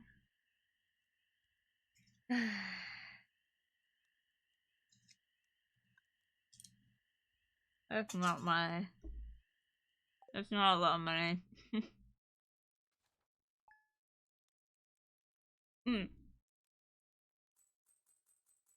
Going back to what I was saying originally. So I want to get all these game characters on my leg. Skyrim's a must. The hedgehogs from Sonic the Hedgehog. Some other stuff. I'm going to study the medical literature today. It's important for me to keep up to date so I can give my patients the best care possible. I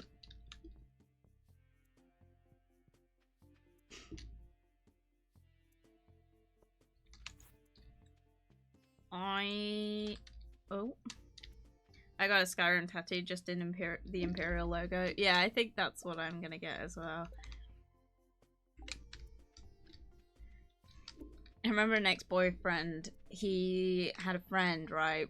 I was talking to him. Oh, let's go, I got some things to harvest. I've not had any hops yet.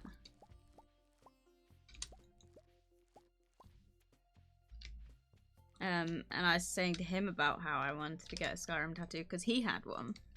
And he's like, don't do it, I regret it. I've got this on me, I'm gonna get it removed.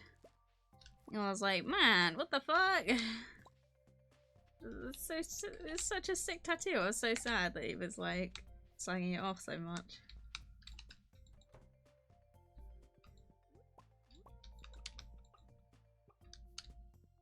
But yeah, I want to get a tattoo of it. Probably will get the Imperial logo, but I also want to see about getting some other symbols maybe. We'll see, we'll see. We'll see.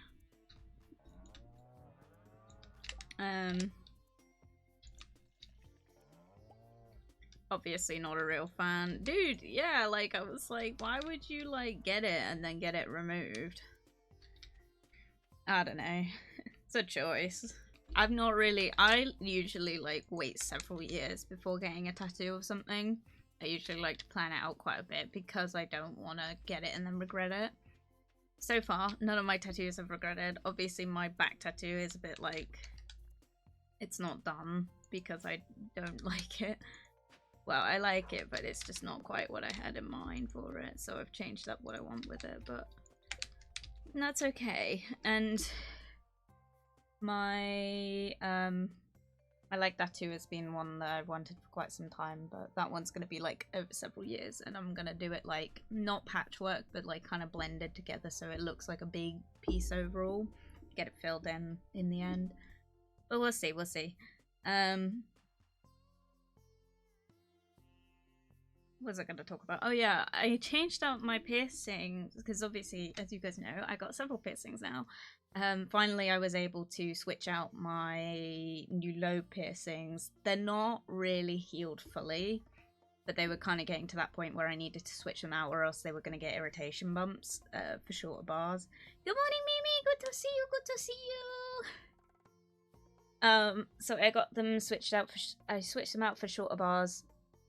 Obviously my conch punch is like, that one's going to take a long time before I can switch that out, but like, it's got an irritation bump on it and I'm really scared because irritation bumps are not ideal to get, and for me, I've had really bad experiences with them where I've got an irritation bump and it's turned into a mass bit of scar. Not a keloid, but like it's just scarred over. It's kind of, you got to take care of these things. I'm hoping it's just like a minor thing. It will go away on its own. Just gotta take care of them, you know. But yeah, so... Oh, wait. Do I need these? Oh, wow. I need them for the keg, I know that. But the keg's got shit in it.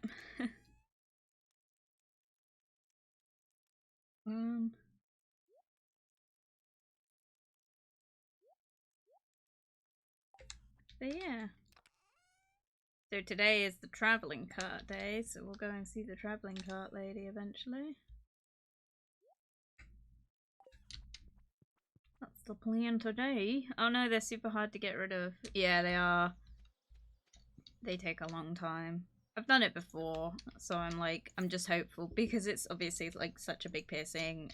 An irritation bump is just the result likely of like just the fact that the piercing was quite, you know, intense. And oh my god, look at all my fucking trees. What the fuck is going on here? It's a result of like, it's quite a lot of trauma to the ear, so I'm just hoping that it doesn't stay, you know. But we'll see what I can do about it. Many tree, indeed. I don't know. I've got 16 piercings. I've pretty much healed all of them. And I've had like, you know, like when I got my high nostrils, those were covered in irritation bumps for several months as well. I got rid of those, so not too worried about it. There we go. Right, what's she got for me? Goat cheese. I hope I need that. Cold or crab, houseplant, recipe. What the fuck? What the fuck? Excuse me, why she got a portrait of my husband? What the actual fuck? And I can't afford it. Bruh, I want that. What the hecky? Excuse me? Nose piercings are notoriously bad for them. Also cheek piercings. Yes, indeed. They're like, you have a lot of oil build up on your nose, so it's kind of hard sometimes with them. You can also get a thing with nose piercings called like a nose ring bump, which is where you've put in a, because people oftentimes switch out their studs for a ring way too soon, and as a result you get a bump very easily. I made the same mistake when I first got piercings, just switched it out for a stud again and it healed up fine, and then I put in a ring and it didn't come back. And yeah, you just gotta listen to your piercer's advice. I'm fortunate in the sense that I've found a good piercing studio I go to and they've got like good advice. And I've not had problems with any of the piercings they've given me, so good to know.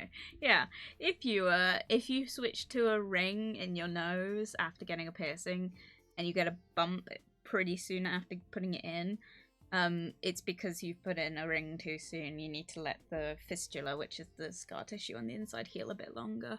You do need to switch out the piercing. You need a shorter bar in there for sure, but realistically, like, if there's a bump, it's likely because of the ring in there. So yes, I got rid of mine, and I don't recommend anyone does this. Do not take my advice. Don't do as I say, not as I do. But for me, I put in a ring, and then it came up with a bump. Took it out, put in a stud.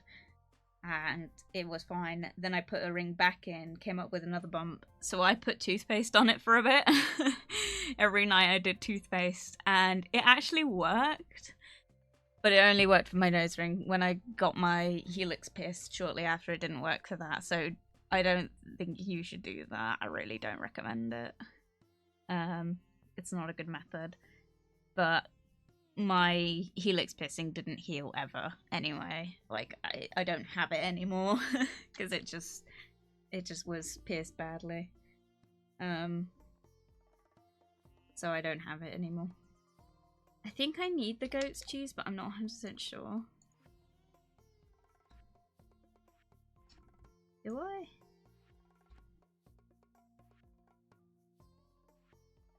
She's not got good stuff today. Need a truffle. I don't need goat's cheese. God damn it. She's not got anything I fucking need. She's only got one thing and I can't afford it because for some reason she's hiked up the price on my man's portrait. So people put some weird shit in their piercings and tattoos. Yeah. I was one of them. But like, also, to be fair, piercers recommend you put weird shit on it. The amount of piercers that I've been recommended to put tea tree oil on piercing bumps from, don't do that. Do not do that. Do not use tea tree oil on your piercings. It's way too harsh. Many times people are allergic to it and don't realise. You have to dilute it a certain amount and it's really hard to know how much that is. It doesn't work. Don't do it.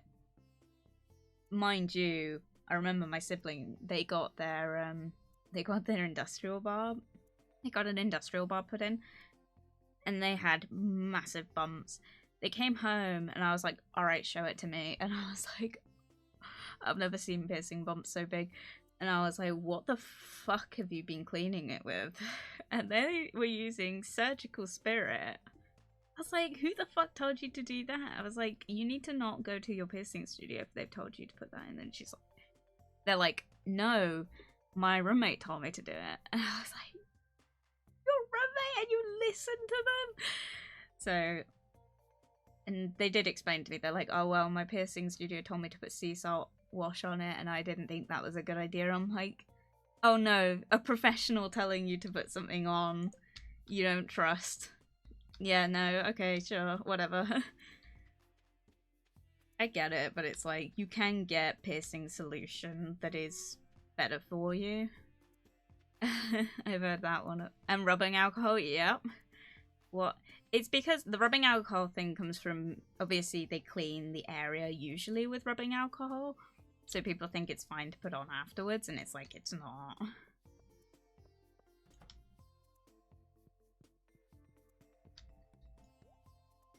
My piercing studio, for example, they use, they put on mine, to clean it, they use iodine. Iodine? I think that's what it is. The yellow stuff. They put that on me to pierce me. I've never had a problem with it.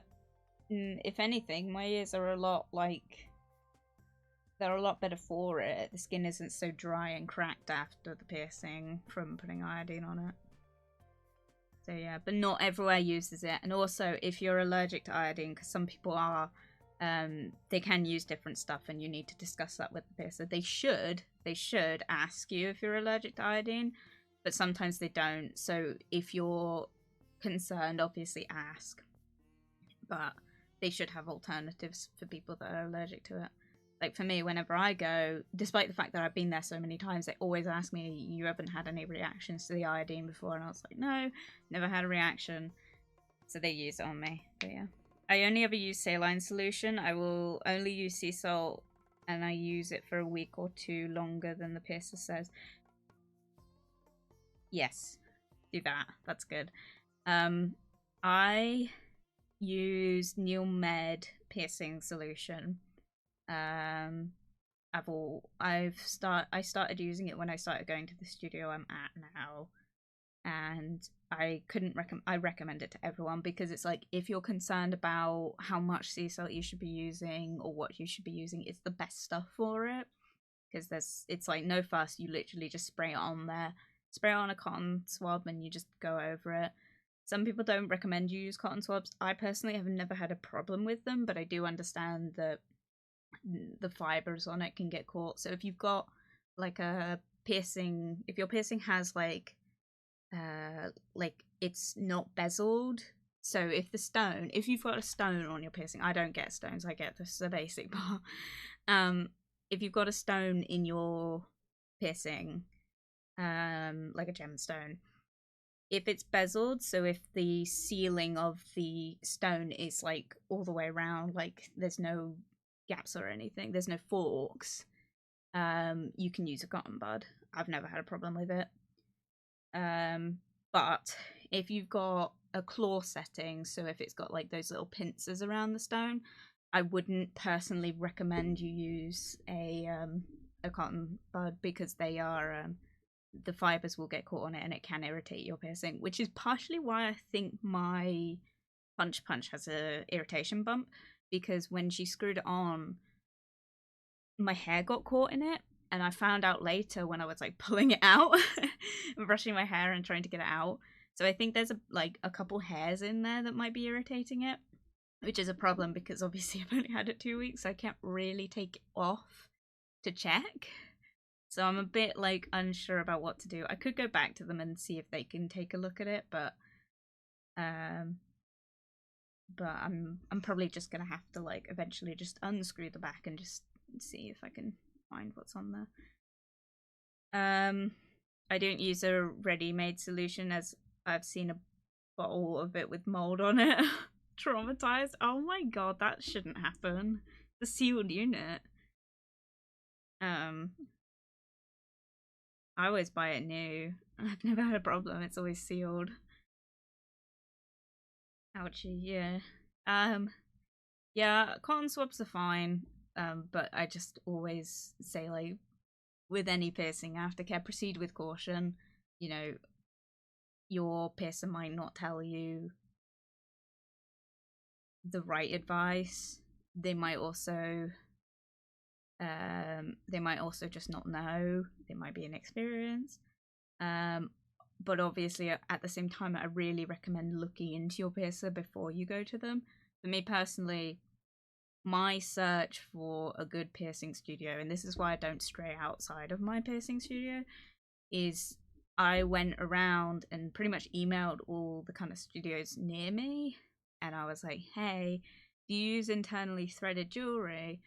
And a lot of the answers I got was no. I don't recommend going to anywhere that doesn't at least provide internally threaded as an option, because not all of them provide both, and really they should only be providing it internally threaded. For my studio, they're like, we do have internally threaded. They did explain to me, like, it doesn't really matter, and I was like, it does matter, you should know that. And sure enough, after I'd been there for a while and they kind of saw me come back without many problems from the internally threaded jewelry, they've switched over to it now. So 95% of their jewelry is internally threaded now, which is great. The only ones that aren't is unfortunately the ones I've ended up with, which is the conch punch. Those ones aren't internally threaded. They can't really you can internally thread them, but finding both titanium and internally threaded and guaranteeing it's titanium is really hard.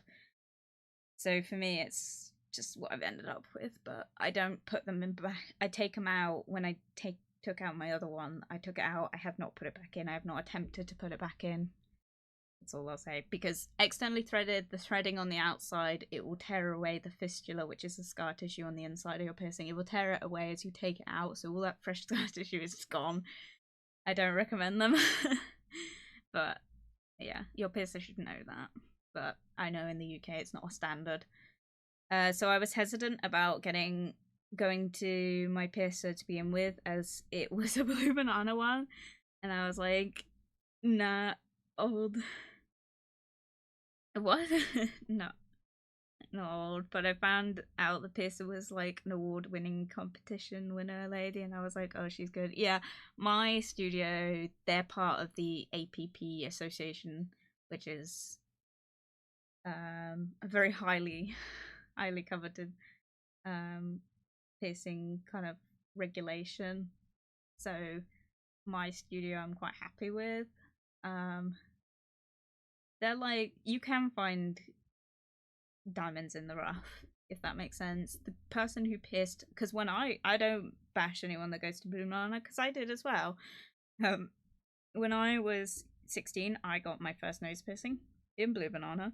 They did it with a needle. They offered to do it with a gun. I was like, are you crazy? So they pierced mine. The guy was super nice, didn't have any problems. I was in and out very quickly. The aftercare provided to me was questionable, as they provided me with tea trowel. I didn't have any problems from it, but I wonder if maybe I wouldn't have had so many problems with it had I known the proper aftercare at the time. What the fuck, get that gun in the bin. I know, this was several years ago, you gotta keep in mind, but piercing care it's still not very well it's not very well circulated. Like, for example, there was a new studio that opened up in my town. The lady there, super nice, only uses internally threaded. I love that. Only recommends Neomed aftercare solution. Great person. The only reason I don't go to her frequently is just because I've got such a good relationship with the ones that are further outside of my town that I'm a bit reluctant to like give up on that, but I will probably be going to her again soon. She is the one that did my nipple piercings, the one in town, because I was like, I don't want to go to my regular studio to get that done. So I'm like, I have a good relationship with them, but despite the fact that I know they probably see like hundreds of titties every day, I didn't want them seeing mine. So for me, I was like, I'm just gonna go to somewhere with a person I don't know and basically just put my breasts in their hands. And they were really good. It was a really interesting experience. I look back on it fondly. It was such a weird time. I'm not 100% sure. Like, I did everything wrong when it came to my nipple piercings, because the one thing they always tell you is don't get them done in the winter. I got them done in the winter. I'm a bit concerned they are rejecting. They don't look like it, but I've got Raynaud's. There's a thing you can get with having pierced nipples, which basically creates a line. It's just the tightening of the blood cells. I'm a bit concerned that they might reject because of that, and I'm keeping a close eye on it, so I might lose them, but I'm hoping not. Went to a guy with years of experience, supposedly, and the initial piercing was okay, but then when I went back to change it over, he was trying to force a bigger one in there, wouldn't listen when I told him it was too big, then it got infected, changed it for a smaller one, infection went, and bleeding stopped, wanker. Yeah, no, I've got like a pretty solid checklist of what I look for in piercing studios, and this is what I mean, like, it's really hard to know because some people have been doing it for years and they don't know all the like correct procedures, and sometimes you'll find that they're too stuck in their ways to kind of change from that. For me, the lady in my town, she's not been doing it very long, so she's more kind of educated in the more recent procedures and the best aftercare for that. Whereas the studio I go to, where there's several piercers, obviously they're all kind of coming in with new apprentices and stuff and getting like fresher ideas recommended to them, so it's like a good combination. But obviously I know a lot of people don't really want to go to a new piercer because they might not get it as well as the old ones. Like, when I first got my helix piercing done, I didn't realize that lady hadn't been piercing for very long, and as a result I got very bad aftercare. But yeah, it was a worst part. He had an apprentice. Oh no, it's a hard one. Piercing is, I've been getting piercings for so many years. I'm not a professional in any sense, but I am an enthusiast and I know what I'm looking for. If anyone's ever confused, Scream QE is a really good kind of she's got a lot of good piercing and body modification advice on her channel. She doesn't claim to be giving advice because obviously, like she says, you should be speaking to a professional about it, but it's kind of a good rough idea. Rolly's another good one, but they're in the same boat of being in the UK, and the UK kind of piercing community is not as further along as in America, where they've got more APP associations and stuff. Right, Mono redeem drink dummy. Thank you, Mono. I will drink to that.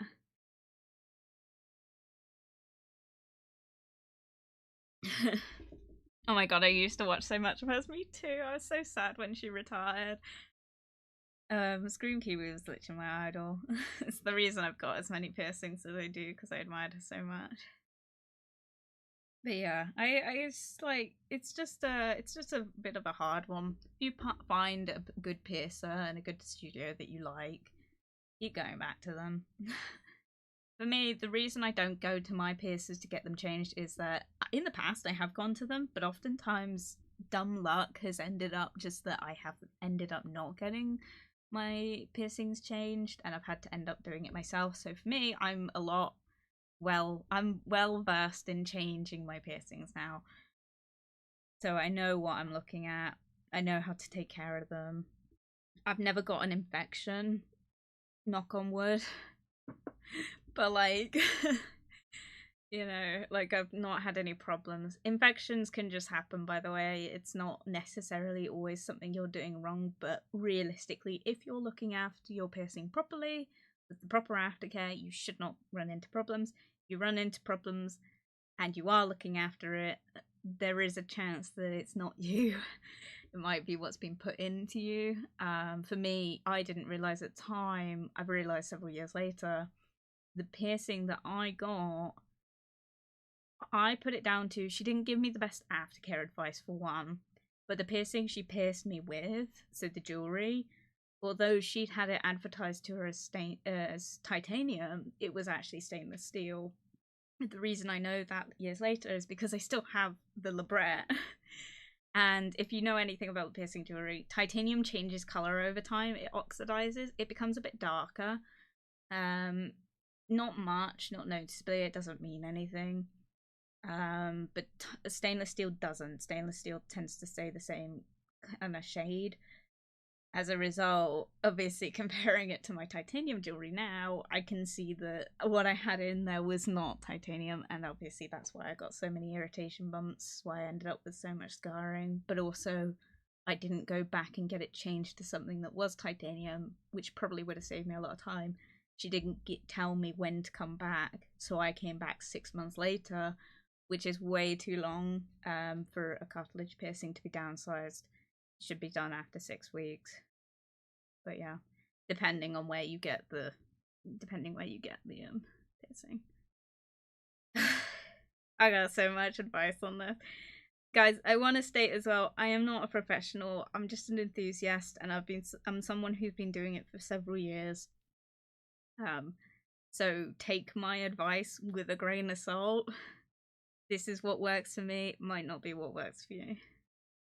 The only two I've ever got. Oh, I go back because he's free. Oh, the only two I've ever gotten from the bad piercer were the only two I had infections with. Yeah, I don't go. I've never had a free piercing. I've got. My conch punch recently was discounted because my piercing studio does a loyalty card system, so I got my loyalty card filled out. So when I went for my conch punch, it only cost me £30. So I was really happy with that. Oh no, the replacement was free. Oh yeah, that's a thing. Typically, all you're paying for is the jewellery. That's how it should be. Because you're not getting the piercing. But be careful. Another thing is always ask what.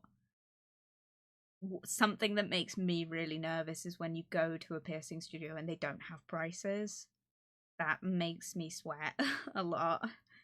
My studio, they don't have, their prices are on the wall, but they're not like huge, like you can't see, because you should really be going to them for quality, not pricing.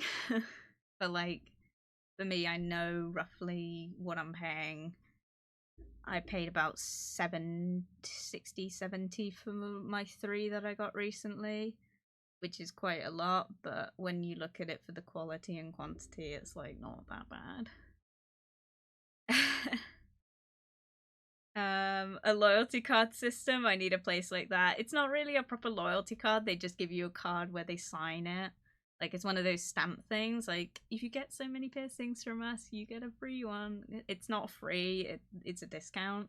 So I got mine filled out, and then I came to her and I was like, I also have this loyalty card, and this was the day I got 3 done. And she just, like, sighed, because she knew that she'd be signing for me to basically not pay very much for my conch punch. And I felt so bad. I thought she was only going to give me 1.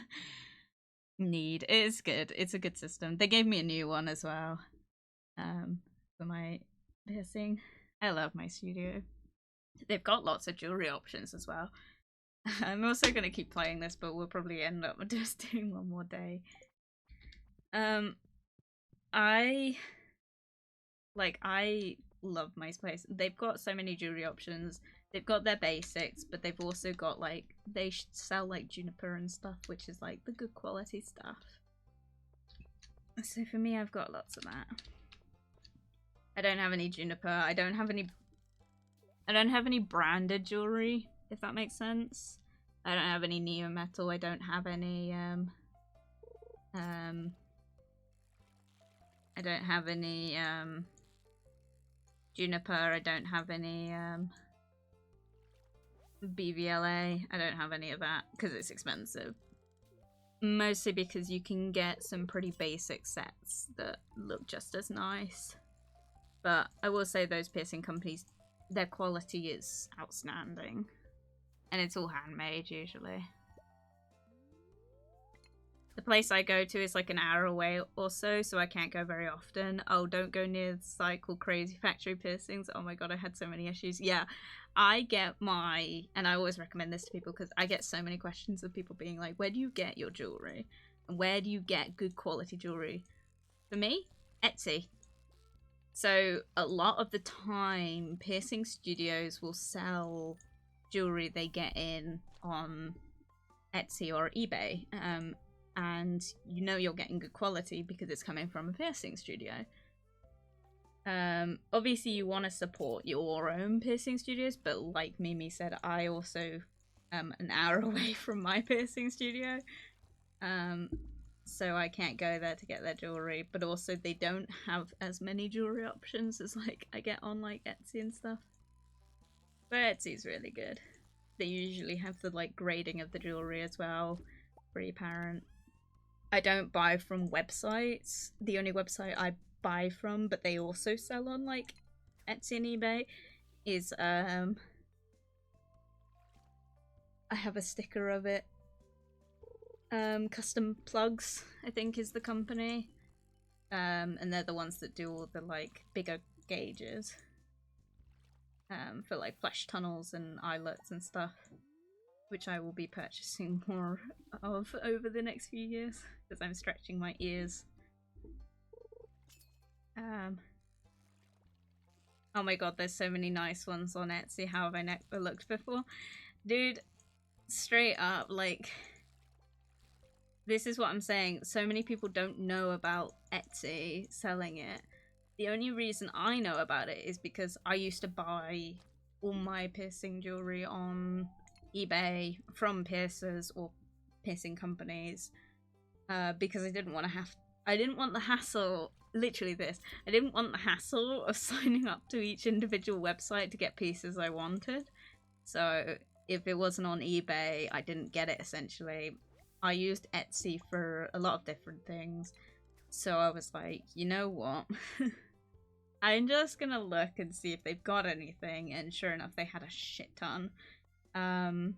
They've got a lot more from America, and I have bought a couple pieces from American piercing studios, but for the main part, they've got a lot more now than when I started buying on there for UK piercing companies, piercing studios, so I get a lot. And you can also get most of it anodized as well. A lot of the places I get from offer anodizing services. They offer also sterilization services a lot of the time, but I don't really bother with that. Because usually I'm not putting them in fresh piercings, so I just clean them down a bit. And they usually offer like alcohol wipes, which isn't gonna clean it properly, but it's good enough. A lot of reasonably priced too, yeah.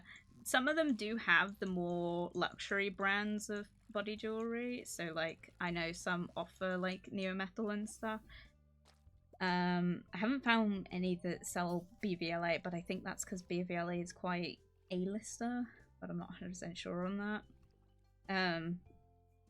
But a lot of them sell like juniper and neometal. And those ones are the pricey ones. So if you want that quality, you can get those, but they also have a lot of basic sets with really nice like ends on them for quite reasonable prices. I left some plastic balls in Dettol for too long and they melted. Why are you putting them in Dettol? What the fuck? Just a quick wipe down with a swab, what the hell? Don't put plastic in your piercings, people. I've never put a retainer in. Literally never. I, like, to be honest, I've never needed, like, anything done that I've got to take my jewelry out for. I used to work in food handling, and I had to take them out for that, but back then I only had two other body piercings other than my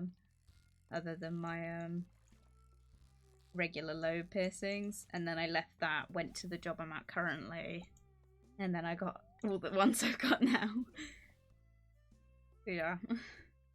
I would put my piercings in Dettol and then soak them off in saline solution to rinse. I went hang on, I'll read that in a sec. I went through a phase where I wanted some fancy coloured plastic balls. They looked crap, but yeah, fair. Yeah, acrylic ones are weird.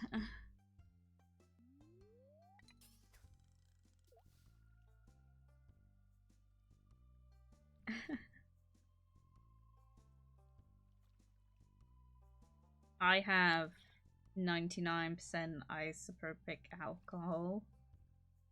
Rubbing alcohol. The reason I have it is because I bought it to clean a Xbox controller. Like on the inside, like full on scrubbing down the boards and stuff.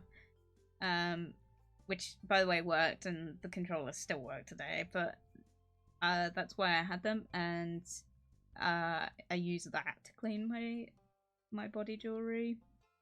Now I'll wear a piece for a bit, and then when I swap it out, I will put it in a little dish with all the other ones from that set that I've removed. And then I will put in some, usually shower gel. This is what I do. It's either shower gel or dish soap. And I'll leave it to soak in that for a bit of warm water in there. Soak it in that for a bit, just to get all the kind of like gunk and dead skin off it.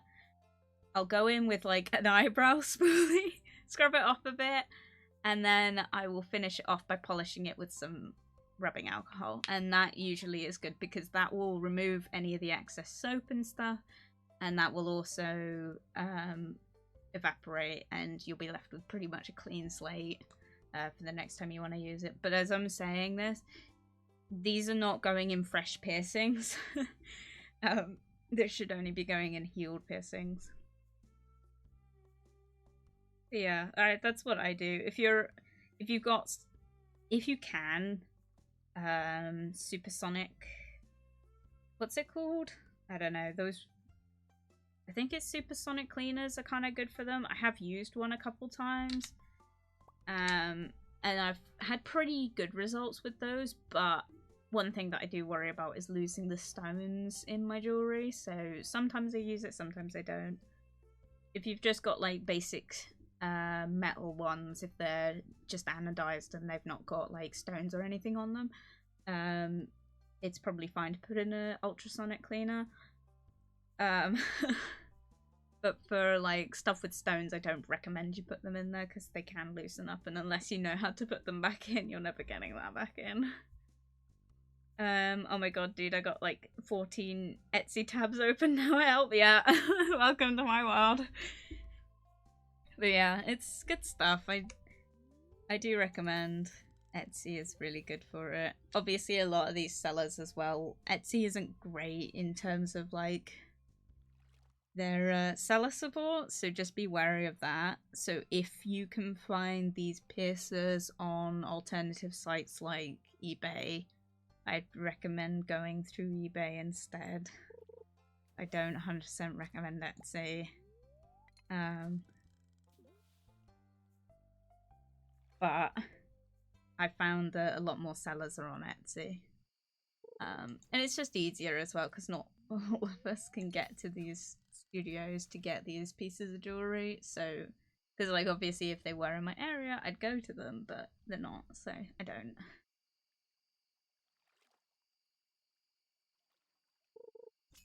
I wanted to get an autoclave. Oh god. Autoclaves are good, but like they're fucking huge. But I was like, I can't be asked to pay that much money. Yeah, autoclaves are bulky and expensive. If you have the space and money, the best way to clean any metal, it's the most sterile way. It's what professionals use. It is recommended, but like no one just has an autoclave in their house. A lot of the time, if you go to a piercing studio, if they have an autoclave, which they should, oftentimes you can ask them just to clean your jewelry and they will sterilize it for you, usually for a fee, but I've never tried it with my studio, mostly because I've just found my system works. But if you are really worried about getting your jewelry sterilized, oftentimes you can just go to a studio and they'll do it for you. Probably offer to put it in for you as well.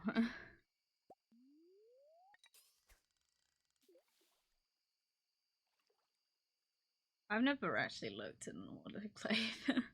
Never looked at pricing of one.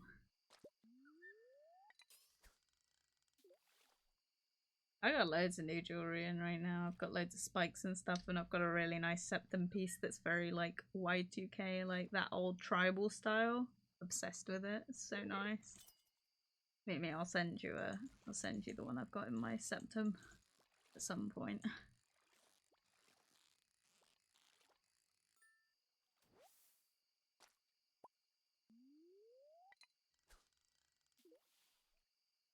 Please, I will. I'm more worried about if the gap between my nose and top lip is big enough to fit these danglies. Mine is, you mean your Cupid's bow? Mine's really short as well. And to be honest, I like playing with my fucking jewelry, so I don't care. my only warning if you've got a septum piercing,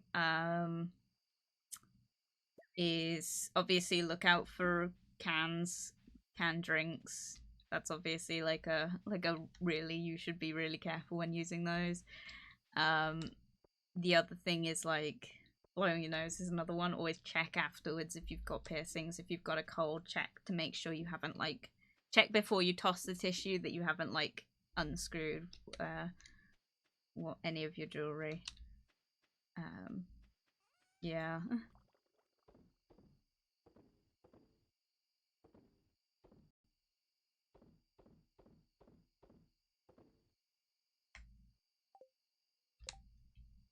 We're gonna earn so much money, peeps. We'll come back to this next week. It's alright. It's just getting kind of late. And I'm just sitting here more talking about piercing. Oh hey, pirate. Chance to find treasure is double. Nice. And fish are worth 50% more. Oh, I hope that's actually come into play for this. Looks like it. Ah, look how much money we've got. Let's go.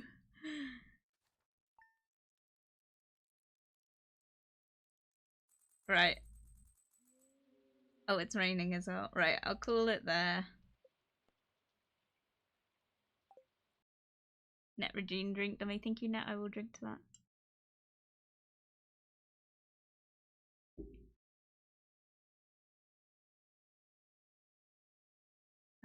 Yeah. I do the same, lol, but it looks so dumb.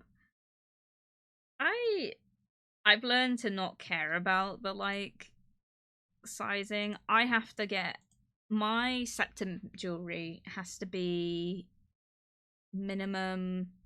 It has to be 10 millimeters in diameter, because I can't go for the 8mm ones. They're too small unless it's just a seamless clicker with no additives on it, no nothing. It's just colored. It's just seamless. I can't go for below 10 millimeters, so I end up with huge things on my nose. But it's just because the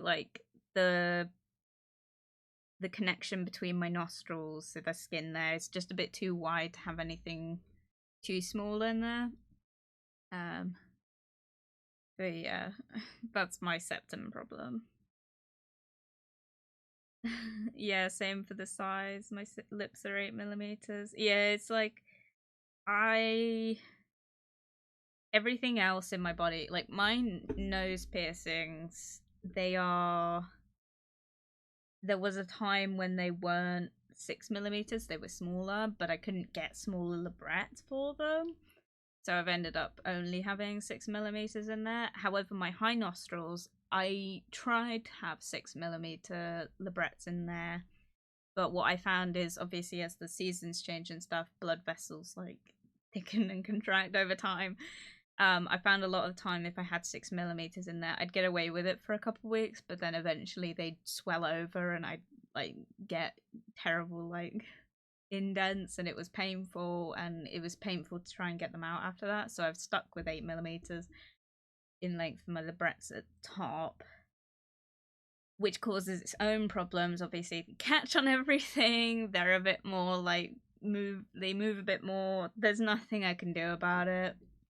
I'm not gonna lie, can see why so many people warned me about getting high nostril piercings before I got them. Like, I knew that a lot of people got them taken out long term because they're not convenient. they're a commitment. They are by far my most painful piercing, in the sense of like long term they hurt continuously.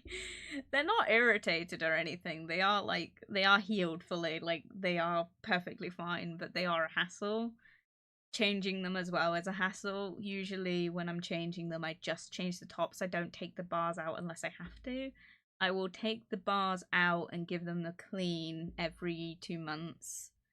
Because I usually change my jewelry every month, but I'll change out the librets, the actual like stem. I'll take them out and give them a clean and then put them back in. That's a hassle because I have to use a taper tool for that. Not a very big one, but it just clicks onto the end and like slides it out. I've had to bend it so it can come out comfortably, but it's not comfortable at all. Librets are my favorite from my lip, but my teeth have moved, so now I can only wear rings. Yeah. I'm so like nervous about getting my lip piercings because I don't know how well it's gonna go in terms of like my teeth and stuff. I'm really nervous about it. But yeah, I don't know. Obviously, I could get like vertical lip piercings. That is an option. For me personally, I'm not like I think I'd get long term more irritated with the vertical ones than I would the like full ones. So that's why I'd get the full ones.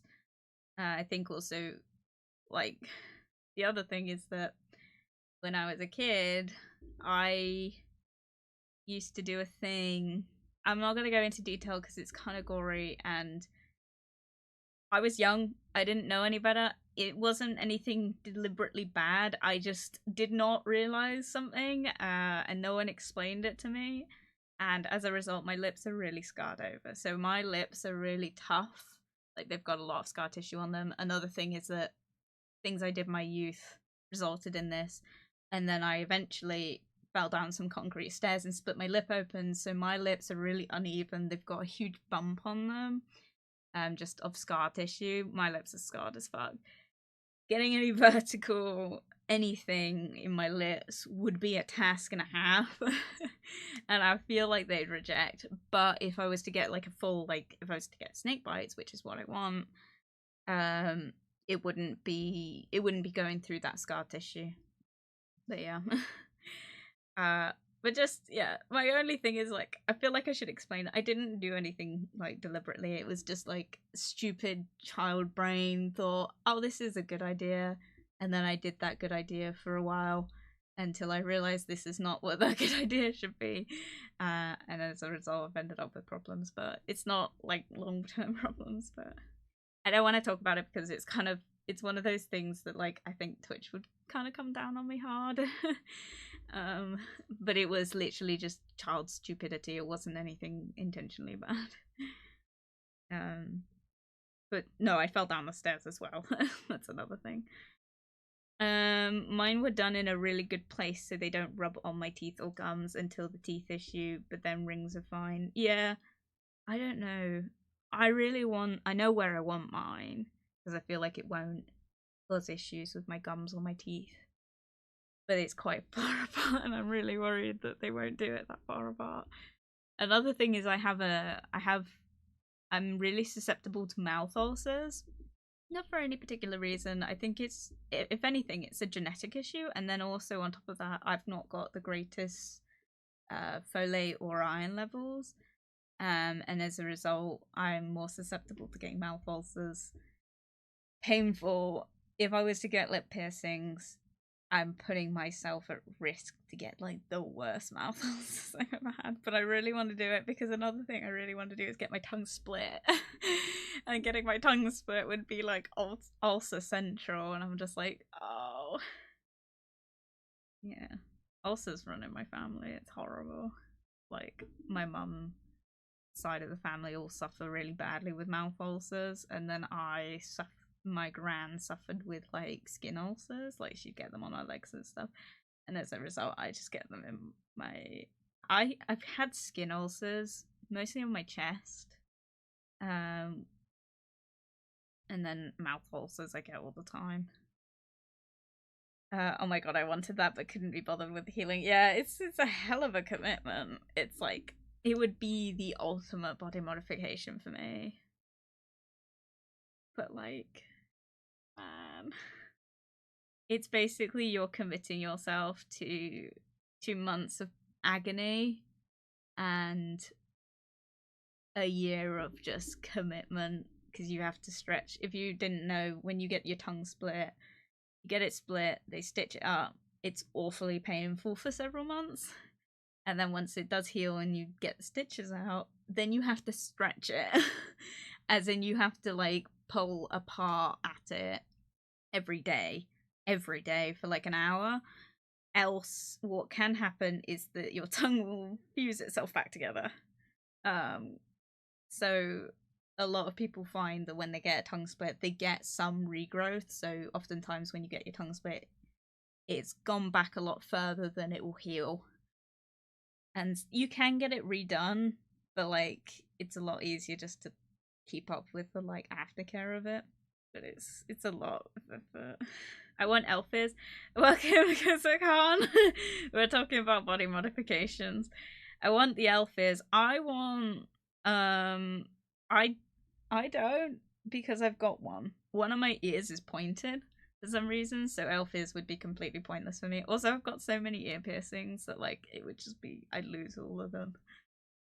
But I think they look sick. I love ear elfing. There's so many different ways you can get it done as well, and I think, like, a lot of them look really cool. So cool, so cool. Another one I really like is where people get their conch removed. It's not great. Your ear can collapse from it, but, like, it looks sick. Another one I love is, like, nipple removal or belly button removal. Those two, I think that looks so cool. And I would love that, but they're, like, you're kind of you're kind of drifting into territory of legal issues at that point. Sorry, because I can't. Listen, you come into my chat, you're like subject to immediate like piercing talk.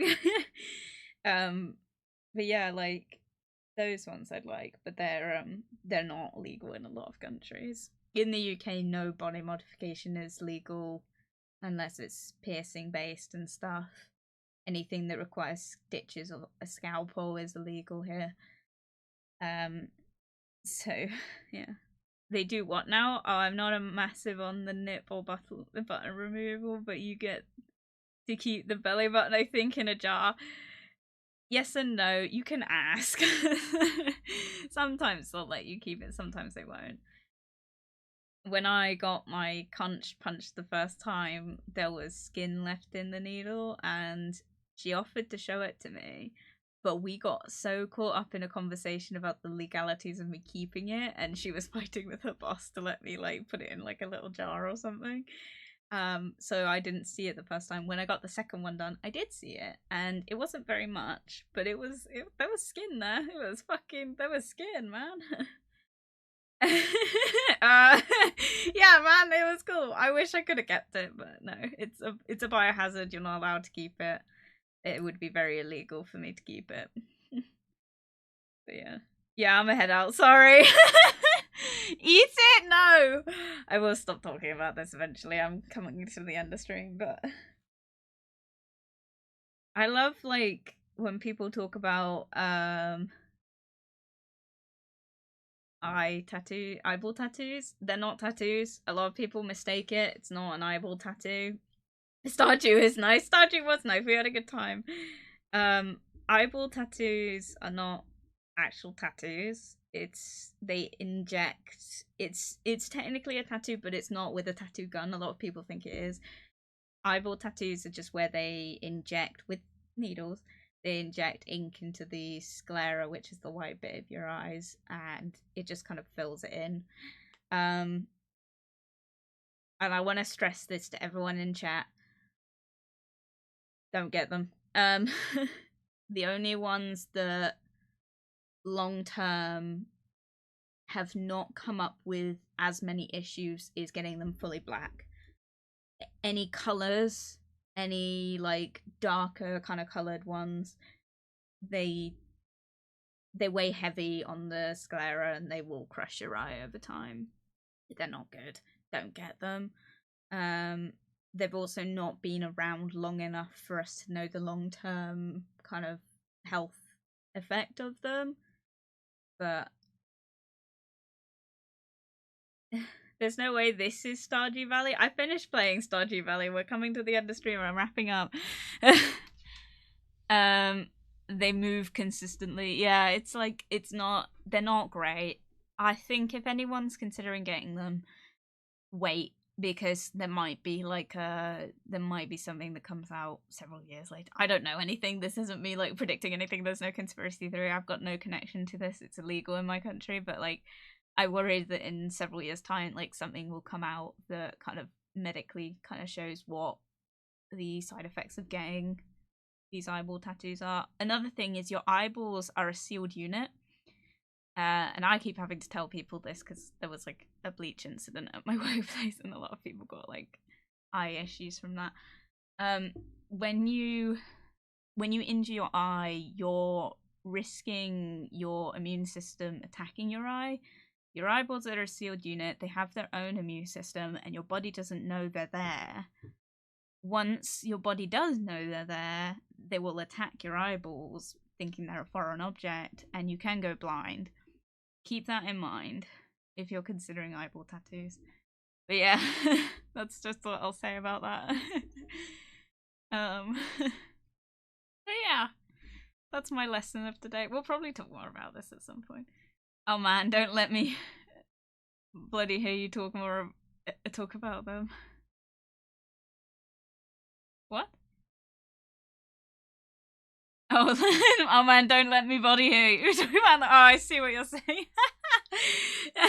Yeah, like straight up, it's like I don't get like the fact that your body doesn't know they exist, but it is really weird. They do. Your body actually doesn't know that your eyes are a thing. Yeah, there is some scientific research behind it. You can look into it yourselves, but yeah. Anyway, guys, I'm gonna end stream here. Sorry about the ending conversation. I hope I didn't gross too many people out. Like, yeah, I don't have anything else to say really.